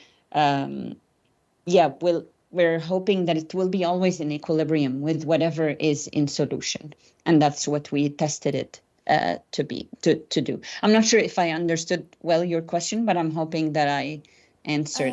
Yeah, thank you. The second one was perfectly understood. However, the first one, it was regardless of the multiplexing abilities. When you measure just one of the molecules, when you had very good results, what's your accuracy rate? Like, regardless of the methods that we use to measure something, there's always margin for error. So we measured that like it's, I don't know, 99% accurate or whatever. Here, how accurate are you getting? Yes, we didn't do these. I mean, we did calibration curves if that helps. Like we did for dopamine and for cortisol. Like we injected the concentration and then we run a calibration curve. But it's by no mean. We didn't try to be quantitative in that case. We were more qualitative. We are like measuring like relative changes, okay. But the concentration is not quantitative. Okay, thank you very much. Thank you. I'm looking around whether there's other questions by the audience or online. Otherwise, maybe I have a question. So I think in the final part of your presentation, you, I think very nicely, maybe not, you didn't think it was very nice because it was a problem that you encountered, obviously, but I think it was very clear that how big the influence can be of, in this case, fluorescent labels on the aptamer properties. It's kind of not surprising, I guess, because the molecule you try to measure kind of resembles in size and physical chemical properties the labels that you use. But it was still quite substantial, the effects, 2 orders of magnitude.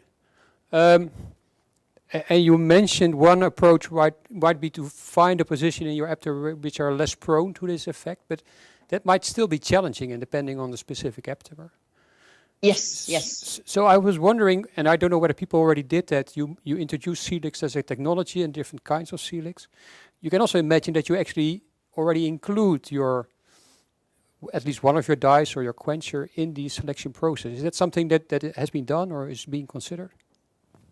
That's probably something to consider. I don't think it's been done, but that's what I'm suggesting to do, because honestly, this study is also very expensive. So these modifications are extremely expensive, and we can't do too much. And like you said, it depends on the design. Each design will have a different impact. So it's really hard to find generalizable position or design space. All what I could hope for is maybe find a linker chemistry that could maybe minimize the impact regardless of the design. But it'll be ideal to integrate the different, what people have done is high throughput approaches, like I mentioned, with switches as well, with modifications, but with only one modification. They didn't test actually the impact of the modification on their switch. That was not taken into account. And I think it should be taken into account, and maybe it should be integrated into the selection scheme. Okay. Yeah. Thanks a lot. Are there remaining questions? Oh, yeah, I'm sorry. Completely missed the first row here. Hi, thank you very much for your presentation. Maybe a naive question from my side, but looking at what I know from optical sensors, and they're extremely high sensitive to surface effect. Have you, and the challenge you're facing was your fluorescence tags. Have you tried reporter-free detection, or at least label-free detection? Yes, I actually work with fluorescence based. I haven't tried yet. I know that people have like label free, and that's ideal. There are lots of problems. I think pros and cons for every method. It's been really hard. I know that people are trying with SPR or other particle-based approaches. Yeah, I think there are pros and cons, and yeah, this actually is a big advantage for label free because they don't have to deal with that kind of modifications. But unfortunately, we do. And yeah, eventually, I think the ultimate goal is to go label free and use label-free approaches. It's just the conformational change for now, from my understanding, it's really hard to implement them with label-free approaches because you don't see much of a signal, because there is not much of a change in the refractive index using SPR or other kind of approaches. But they can correct me. People who work in this field can correct me if I'm wrong. Thank you. Okay, thank you very much, Professor Hariri. I propose that we stop the discussion here in view of the time. Thank you once again for your contribution and also the nice discussion. Thank you so much. Thank you. Bye. So the next speaker doesn't need an introduction. It's Menno Prins, who has been the founder of this census competition. But just briefly, Menno has actually a background in physics. He worked with Philips Research for about 20 years, also pioneering, I think, part of the technology that he's still working on using bead-based detection. Since 2014, he's at the University of Eindhoven, both in the physics department, but also in the biomedical engineering department, where he's running the molecular bio sensing group. Like I said, he's the founder, and I think still very much the lead person of the census competition. But he's also founded a company, Helia Biomonitoring, that is also commercializing the technology that has been developing, I think, in his group since about 10 years. So we're very much looking forward to, I think the previous speaker was already mentioning a particle-based optical detection, so I think that's a nice bridge to the topic that you're going to discuss. We need to switch laptops, so 1 second. We still need a little bit of time, I think. Yeah.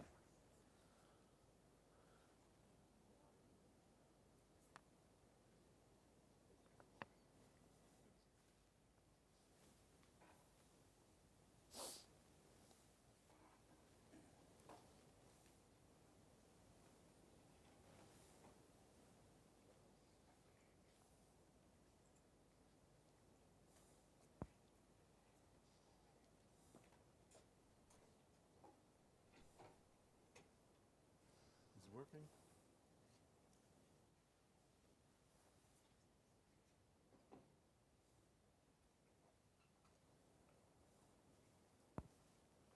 It's about to come. Die deed het, hè? This mic is, oh yeah, that's good.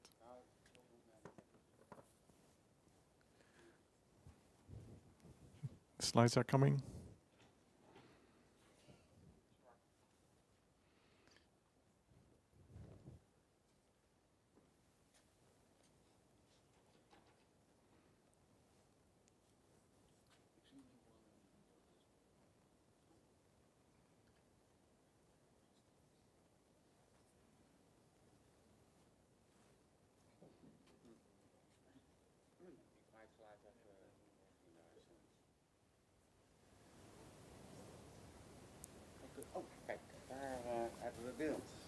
Okay.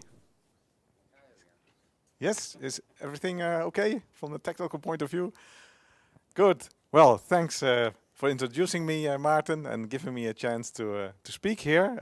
I'm gonna hopefully make the show good, since it's still at the end of the day, and keep your attention. So we're working on biosensing by particle motion, and in the symposium you've seen 3 other talks focusing on applications in humans. We also have the long-term perspective of going to humans, but making something for using humans takes a long time, because it's heavily regulated, and for good reasons. So actually, for us, we said, well, if we want to work on the technology and already apply it earlier, let's also look for applications that are not in human. And that's why I'll speak also about industrial applications. So there's many people who contribute to this work. I want to thank them wholeheartedly. It's both in the Eindhoven University as well as in the startup company, Ilia Biomonitoring, and of course many funding agencies that help us. So I'm going to speak about biosensing by particle motion, and then I'm going to focus on sandwich-based sensing, because the talks until now, as you have seen them in this symposium, there was always one analyte molecule and one binder. But actually, another arrangement for doing sensing is by using 2 binders kept for capturing one analyte, and that's called a sandwich arrangement. And that has very interesting properties. And I'll show both experiments and simulations. So we all know there's many molecules to be measured across a wide ranges of concentration. Glucose is well covered, but for other applications, all these other molecules and other concentrations, there's still no solution. Many being investigated, but big advances still have to be made. And what we've seen in this symposium, they are all nano switches. And the nano switch is a nano-engineered construct with distinct configurations controlled by affinity binding of analyte molecules. And we've seen the EAB sensors, we've seen fluorescently labeled nanoswitches, molecular pendulum, and now I'm going to speak about biosensing by particle motion, another nanoswitch principle where affinity binding causes a conformational switch, which then translates into a signal. So we started publishing in 2018, and by now we have a long list of publications, and I'm going to focus on the 2 ones marked in green, which is about reversible sandwich-based protein monitoring at picomolar concentrations, both the experimental side as well as simulations. So what is biosensing by particle motion? We have a surface, and on this surface are hundreds to thousands of particles, and they are biofunctionalized. The surface is biofunctionalized, and the particles are close to the surface, and in solution we have the molecules that we want to detect. The molecules reversibly bind to the binder molecules on particle and surface, and in this case it's a sandwich sensor, because as you see here, a sandwich is formed. The green molecule to be detected is captured on both sides by antibodies, and this changes the motion properties of the particle. Initially the particle could move quite freely, but now to this single molecular sandwich bond, the particle motion is inhibited. It's much less mobile, and we can detect this by optical means, because these particles, they have a size of 1 micrometer. They scatter the light strongly, so we can, in a short amount of time, determine their center positions, and we can determine how they move over the surface. So that is a measure for the mobility, and that then reflects the molecular interaction state between particle and surface. So we have many particles. In this case, they are tethered to the surface by a flexible piece of DNA. The particle is biofunctionalized. We have particle side binders, we have substrate side binders, we have the analyte molecules in solution. And then the particles switch between their bound and unbound states. The unbound state, there's only the tether, and the bound state, there's, in addition to the tether, also a molecular sandwich. And we measure the state of the particle by looking at the center points over a certain amount of time. And if the particle is very mobile, the center points in XY, so in top view, you see it's nicely spread out. And if there's a single molecular bond, the particle wiggles a bit, and so the center point displaces only to a very little extent. Now, when there's low target concentration in solution, the particles are mostly mobile, and only once in a while they bind to the surface. And when the target concentration is high, then we have high switching activity. The particles frequently switch between bound and unbound states, and we see this digital switching behavior, and we can look at the state lifetimes, and that relates then to the concentration of the target molecule in solution. Now, what does the curve what do the curves look like in reality? Well, they look noisy because these are random Brownian motions of the particles. So you see XY traces at the top, and then we have developed algorithms to recognize state changes. So we attribute states to the particles, and then we can look at the statistics of these switching events. So we get digital signals from these individual particles caused by individual biomolecular interactions. And it's this statistical analysis that gives this detailed information that we then exploit for having sensitive, specific, precise, accurate, and robust measurements. And by now we have two variants. We have the variant with a tether, which we call tethered biosensing by particle motion. And we have the variant without a tether. It's the free biosensing by particle motion. They each have their advantages. The one with a tether is slightly more difficult to make. The one without a tether is easier to make, but the particles, they are more mobile, so you may also lose particles. And so it's more difficult to have long-term operation without the tether. And now, either way, what we have to do is we have to bring many components together to make to bake a cake. So this is our pie chart, and the pie chart has different technological components. It has biomolecules and chemistry, it has nanoparticles, it has optics, microscopies, and device technology and fluidics, and it has also data analysis, modeling, and simulation. So you recognize a bit of the scientific disciplines, and I'm going to touch upon those. So let's look at a bit of the physics, so the device, the optics, the fluidics. So this is, on the left, you see the first systems that we developed. You see in green, you see an LED that shines the light on a cartridge, which is flat on the surface. And on top of that, you see a microscope objective. And then a bit higher, there's a camera with a Z stage for autofocusing. So this is a nice, a compact microscope, good enough for measuring the particles and their motion properties. And there's also a bit of fluidics. There's a pump, and in fact, what the pump does, it aspirates the fluid through a microfluidic channel in the cartridge, and then with the optics, we image hundreds to thousands of particles, and each one of them we follow and we measure how it changes its motion behavior, and that relates then to the molecular interactions. So this is the first kind of systems that we built. Then we put a nice box around it, and we also used a commercial autosampler. So this is like a carousel. You can put samples, you can put calibration samples, and then you can aspirate fluid, pull it through the cartridge, and then measure the samples one by one in an automated fashion. And this is very nice for getting statistics and for having the measurements done also day and night. Then the next variant, we built the autosampler ourselves. So now also the autosampler is inside, our home-built autosampler is in the box. The fluids are still outside, and now we are going to the next version where the fluids are inside. But also inside is now automated sample preparation, because you want to dilute samples to bring them in the right measurement range of your sensor. And also in some cases you want to be able to heat samples to get to reproducible measurements, because the molecules that we measure in the matrices where we're measuring in, you can, for example, have aggregation of molecules, and that then will give unreliable measurement results. So generally, heating is a nice feature to have in such an instrument. Okay, that's about the instrument. The next step is molecules and chemistry. Well, that's a world on its own, as we have also seen here in the symposium. So we're working on a whole family of small molecules, like cortisol, glycoalkaloids, antibiotics. We're working on DNA, single-stranded DNA, double-stranded DNA, and then a lot of molecules, like protein molecules, thrombin, albumin, inflammatory markers, lactoferrin, lactate dehydrogenase, and antibodies IgG, IgA, IgM. And actually what I'll be focusing on this talk is lactoferrin, which is an interesting protein.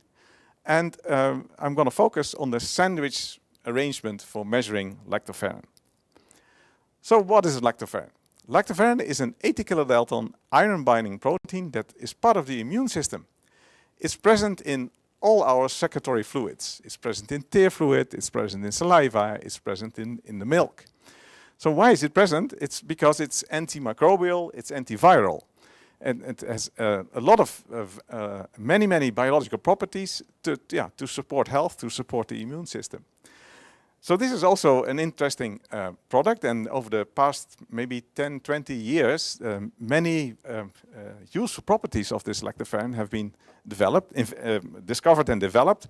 Antibacterial, antiviral, immunomodulatory, bone regeneration, etc. And yeah, it's become a product in many cases, for example, as an additive in infant formula, in functional foods, in supplements, in pet products, in personal care, for example, in creams.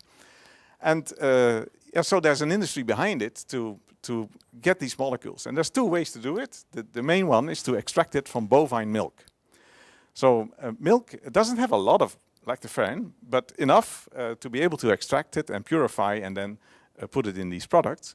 And also it's now being produced by precision fermentation. So these are, yeah, it's a very different way. You don't need cows. It's just by fermentation from bacteria or yeast. I actually don't know what exactly the microorganism is, but it's measured by fermentation. And in all these cases, these are biological processes to make the lactoferrin. And biology is complex, and biology has lots of variabilities. And that's something that you would like to know and to react upon when you produce things in an industrial setting. So these industrial companies, they're interested to measure lactoferrin continuously, and so that they can adapt their processes. So we started a collaboration with one of these companies, and we are now measuring lactoferrin. And for our sensor, we need binders. And there are commercial binders for lactoferrin, because those are antibodies used in ELISAs. But ELISAs typically last tens of minutes, more than half an hour, so the binders are strong, because the lactoferrin has to be bound and withstand washing steps and the development steps, etc. of ELISA. That's not interesting for us. We want to have molecules that release lactoferrin quickly, like on a minute time scale. So we ordered from a company, from a combinatorial library, fast dissociating Fab molecules. And we coupled them, in this case, to a surface to do SPR characterization. We use hybridization, Steptaftin, biotin, and Spitex spike catcher to couple these Fab molecules to a gold surface and do characterization of kinetics by surface plasmon resonance. And here you see a couple of curves, and you see that for some of the binders that we received, the release is on a time scale of minutes, and that is what we are interested in. And we plotted here the K-on and the K-off properties, and actually we're interested in the right top corner, where the binders have fast K-on and fast K-off. Fast K-on we want to have to capture the lactoferrin fast, and fast K-off so that it also releases fast and that the sensor has an intrinsic reversibility. The next step is to incorporate it in a BPM sensor. And you can go two ways. You can go the single fab or the two fab way.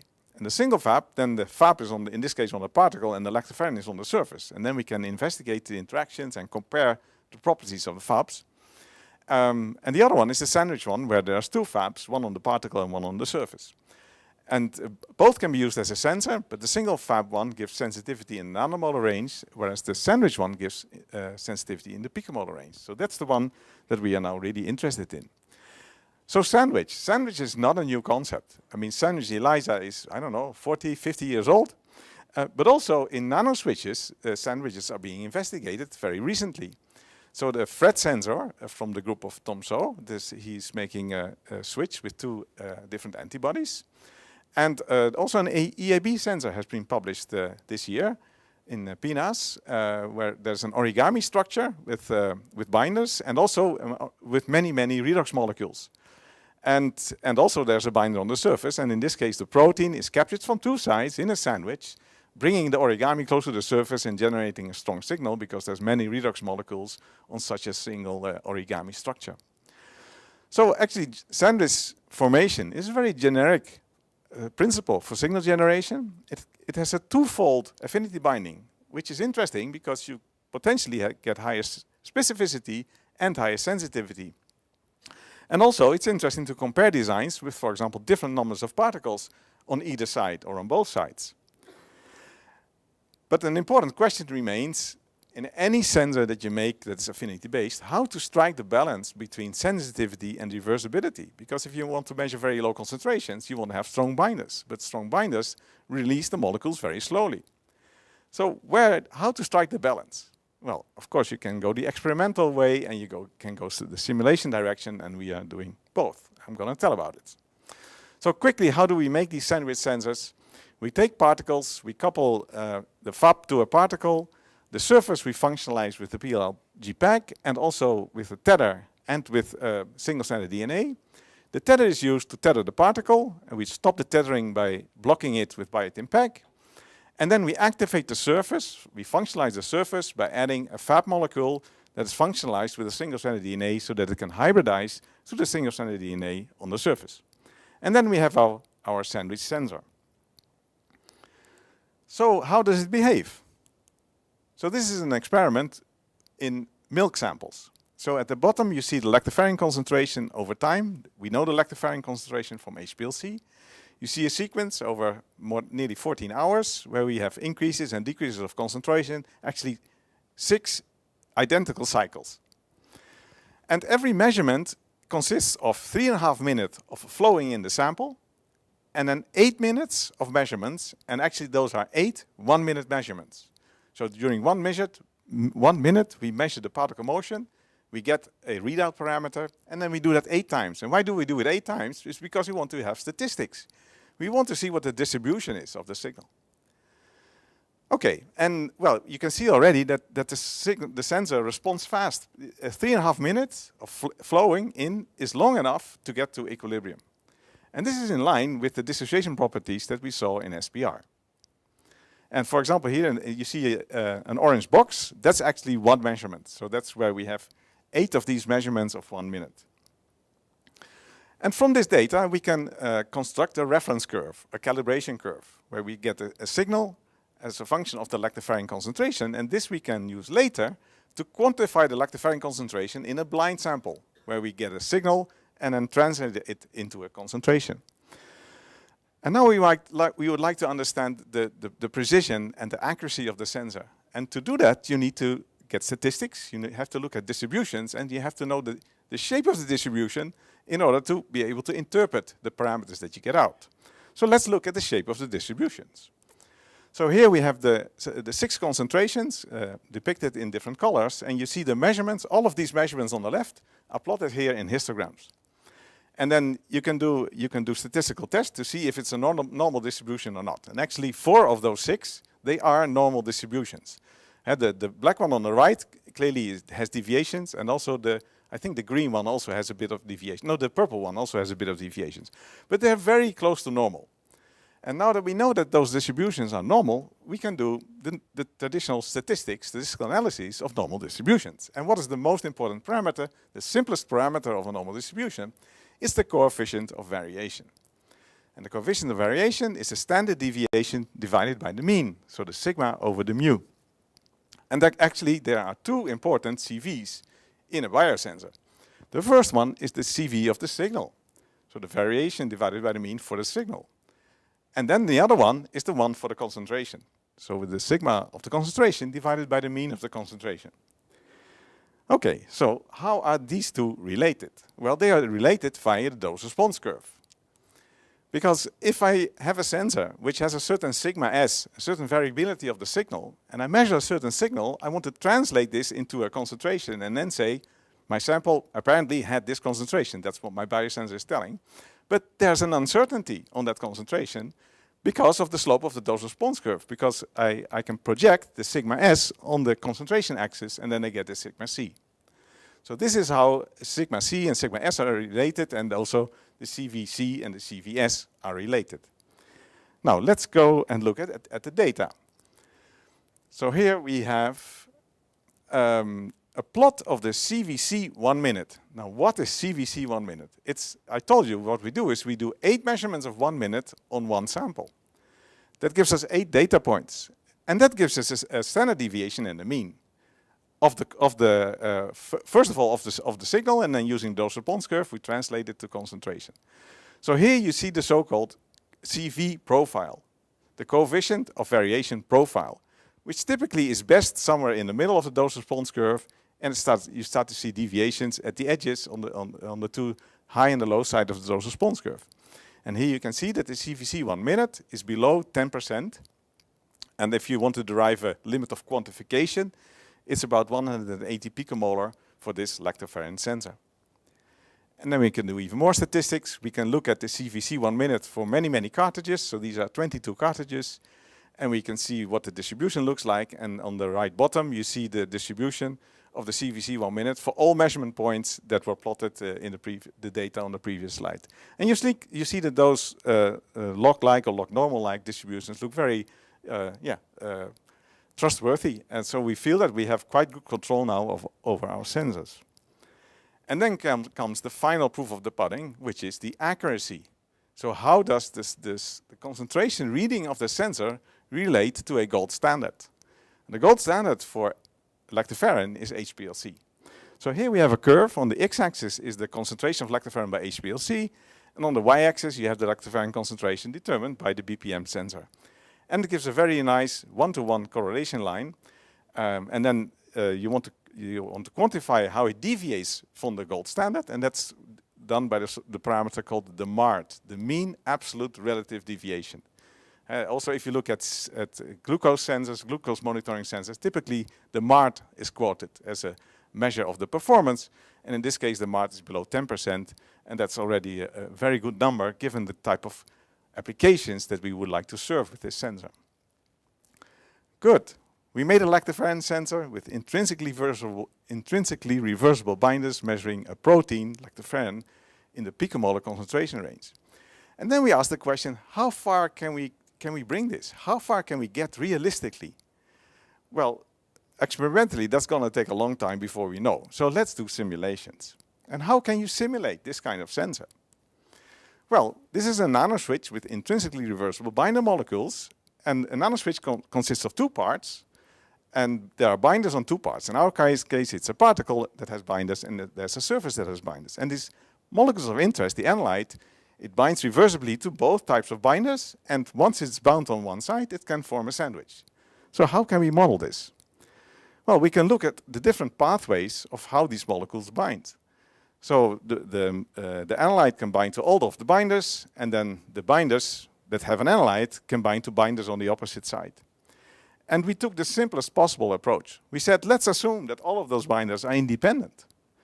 They all see each other, and they have, and of course, once a molecule is occupied, another one cannot come. It's mutually exclusive. But let's calculate all these fractional occupancies, and then let's see what comes out. And what we did is we worked out the mathematics, and we solved it analytically as well as with a Monte Carlo simulation. And analytically, it's nice, you can understand it fully. But Monte Carlo is nice because you can start adding many sources of variabilities. So let's go. What are we putting in? Well, let's put in very realistic values for our type of sensors. On the particle side, let's assume 10 binders. On the substrate side, again, 10 binders at the junction where the particle and the substrate meet. Then the K-on values, let's take 10 to the 6. It's just a very normal, a super antibody will be 10 to the 7. 10 to the 6 is very realistic. And then let's assume the dissociation rate constants that we just saw from SPR. It's 10 minus 2 on the particle side, and it's 10 minus 1 on the substrate side. And then comes the most unknown parameter, which is the effective association rate constant for sandwich formation. Because if I have an analyte on one side, be it on the particle, be it on the substrate, it will encounter binders on the other side, but what is the rate of binding? Well, actually, we have a lot of data from all our different sensors, and we know that the K-on star, and the star is because it's one part encountering another part, is about 5 times 10 minus 3 per second. It's very, something that we see in all these experiments. So now we can run the simulation. And here we see a simulation for a single particle for different concentration of the analyte molecule. And you see if the analyte concentration is low on the left, there's only just a brief moment that there is a sandwich bond, and then it's gone again. So there's just one transition between bound and unbound and back. If the concentration of the analyte is higher, you see more of these transitions, and actually you see that there's also even a moment that there's a double bond. Not just one bond, but 2 bonds.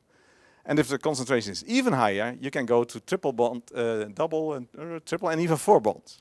And you see lots of transitions.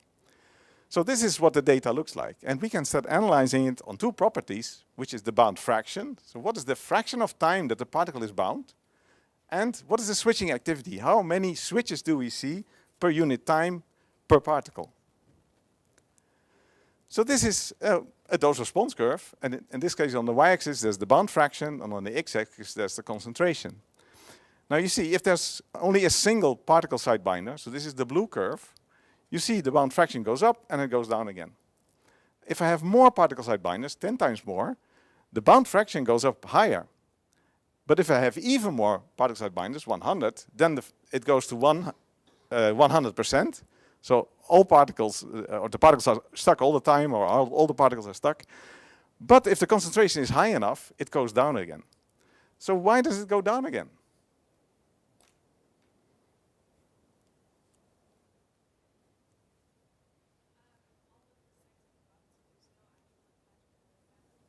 Yes, yes. All binders on both sides are saturated. They're blocked, and no sandwich can be formed. And this is the known high-dose Hooke effect in a sandwich assay without a washing step.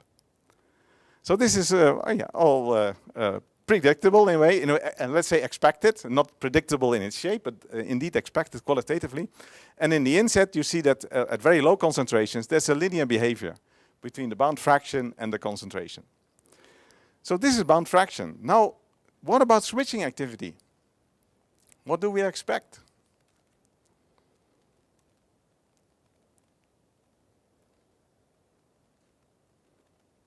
Well, let me click. So we are getting an inflection. So the blue curve is this, let's say, the same shape. Of course, the signal is a bit different. But if I go to the, well, how would you call it, brown, and then yellowish, you see that there's an inflection. There's a region where the activity goes to 0 in the middle. Why does it go to 0 in the middle? What is happening there?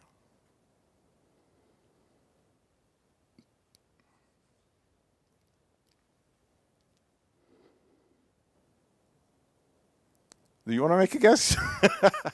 It's multivalency, multiple bonds. And if there's multiple bonds between particle and surface, then bonds still form and break, but there's always at least one bond. So there's no switching activity because the particle is bound all the time.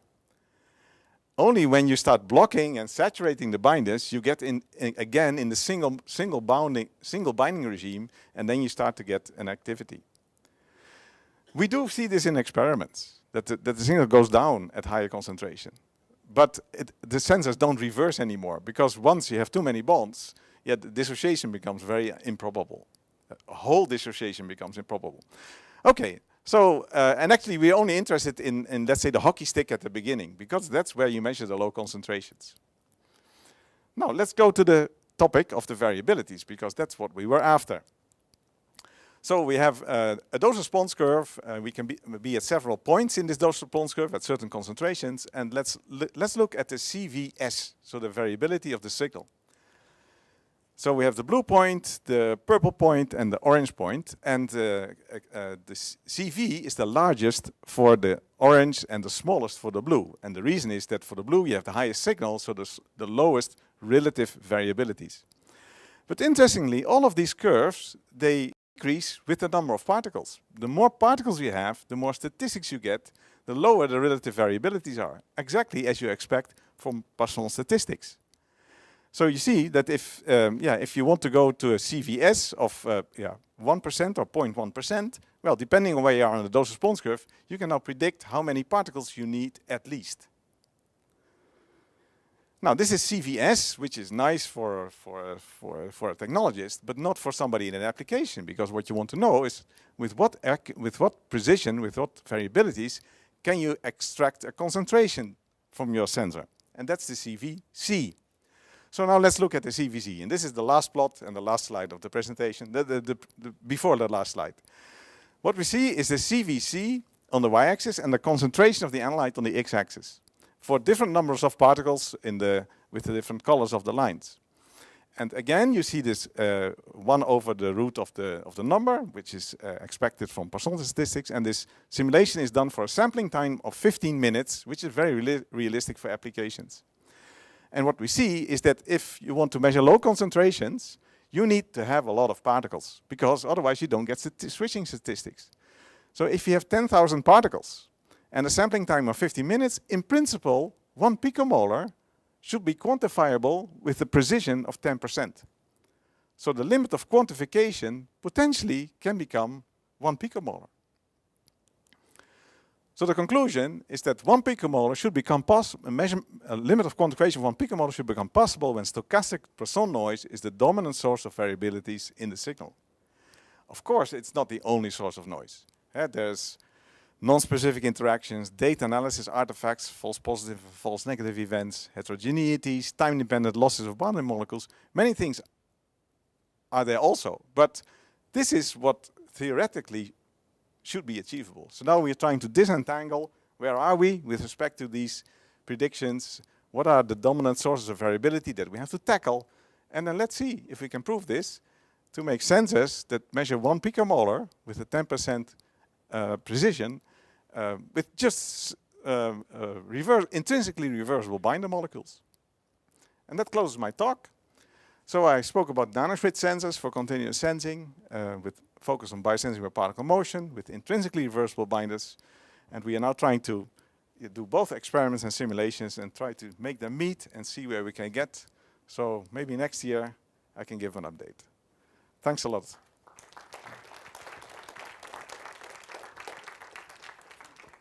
Now we actually need 2 microphones, I guess. Are both working?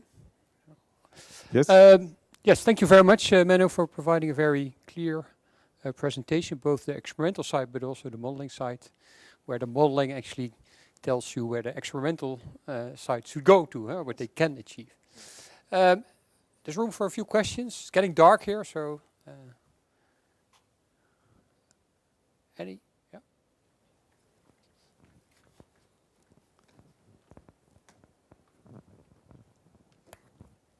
Thank you. Nice talk, and I like how I really appreciate the statistical point of view in this. And so if you need to go to an experiment that is in the picomolar regime, so now you need 10,000 particles, what type of field of view are you looking at now to image 10,000 particles at one time that are spaced enough to get good enough image data?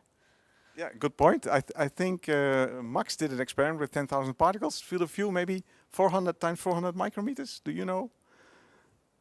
Does one of you know? I think that's the standard that we have now, 400 times 400 micrometers. Okay, yeah. Nice. Yeah. There's another question. Thank you for your talk. At the beginning of the slides, you said that you were using some sort of microfluidic. Is there any concern about when you are pulling out the fluid through the outlet that some of the particles are like being removed from the surface? Yeah, very good point. So the question is, what flow can the particles withstand? So now we have biotin streptavidin coupling on the top side, and at the bottom, I think it's click chemistry and PL-PEG physisorb to the surface. And we have no problems to measure for very long times if we keep the flows below 100 microliters per minute. Oh, wow. Okay, thank you. Yeah. Are there other questions?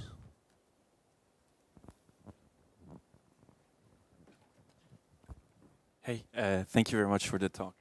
I was mainly wondering, so it seems that at the beginning you talked about the Brownian motion. Yeah. So I'm really interested about like what if you checked if there is temperature dependence. So for example, by lowering the temperature of your signal, like if you can achieve even better resolution in the sensing. Yeah, interesting point. Temperature, of course, kicks into many aspects. And the main influence that it has is on the affinities, the interactions between molecules. Side effects are, of course, also refractive index may change, viscosity may change. Well, and probably I'm forgetting something else. So there's many temperature effects, but actually dominantly it's the biomolecular interactions. So you would want to either know how those respond to the temperature or control the temperature. Those are the two directions.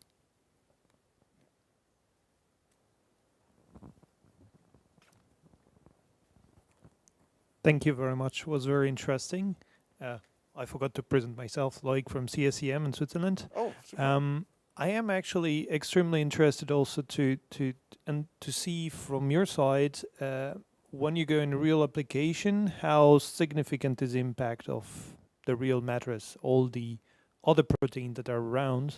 Yeah. And can you measure in that kind of stuff? Yes, and I must say I appreciate a lot from all the previous speakers. These experiments that they do in animals and in skin and in blood, my goodness, those are very complicated matrices. Because we simplify. How come? It's because we can simplify. Our sensor is very sensitive. That means that if we've worked in potato fruit juice, we've worked in, now we work in skim milk, and all that we do is dilute. We can dilute factor 100, factor 1000, factor sometimes even 6000, 8000, because the sensor is very sensitive, and and this helps us in two ways, because it brings the concentration in the range where we can measure, but also it suppresses all background effects because the matrix is strongly simplified. The pH is well stabilized, and salt concentrations are well controlled, etc. Yeah. Cool, thank you. Thank you very much. Are there any other questions? Maybe I can finish. I noticed, Menno, that when you were chairing the first session, that you always ask the same question about calibration. Yes. And so I'm going to ask you the question. Thanks. Maybe on the first, the experimentals, you beautifully showed that you could monitor these, do these measurements for 14 hours or something like that. Yeah. But I also know there's also normalized activity there. Super. So how do you do the normalization and, yes. and the calibration? Yeah, well, that's linked. Because what we do is we add so-called check samples. We have two check samples, one just above of the range of interest, concentration range, and one just below the concentration range of interest. And those we define as the 0 and the 1 in normalized activity. So this gives us a way to compensate for drifts of the signal, because there's always drift in these sensors and in the stage where we're in now. So you do that over the course of this 14 hours several times? Several times. There's check samples, and according to needs. Not too often and not too little, because you can follow the performance of the sensor and determine when it's needed.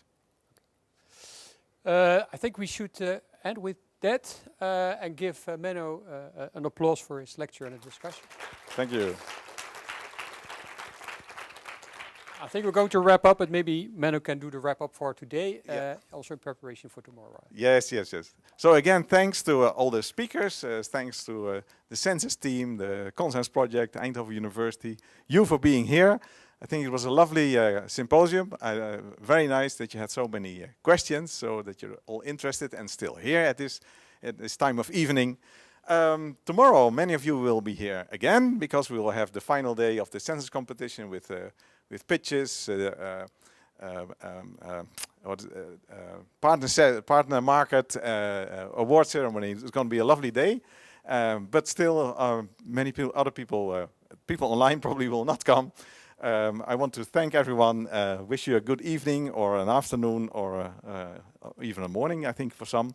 And let's keep this field of science moving, and very probably next year we'll try again to organize such a symposium.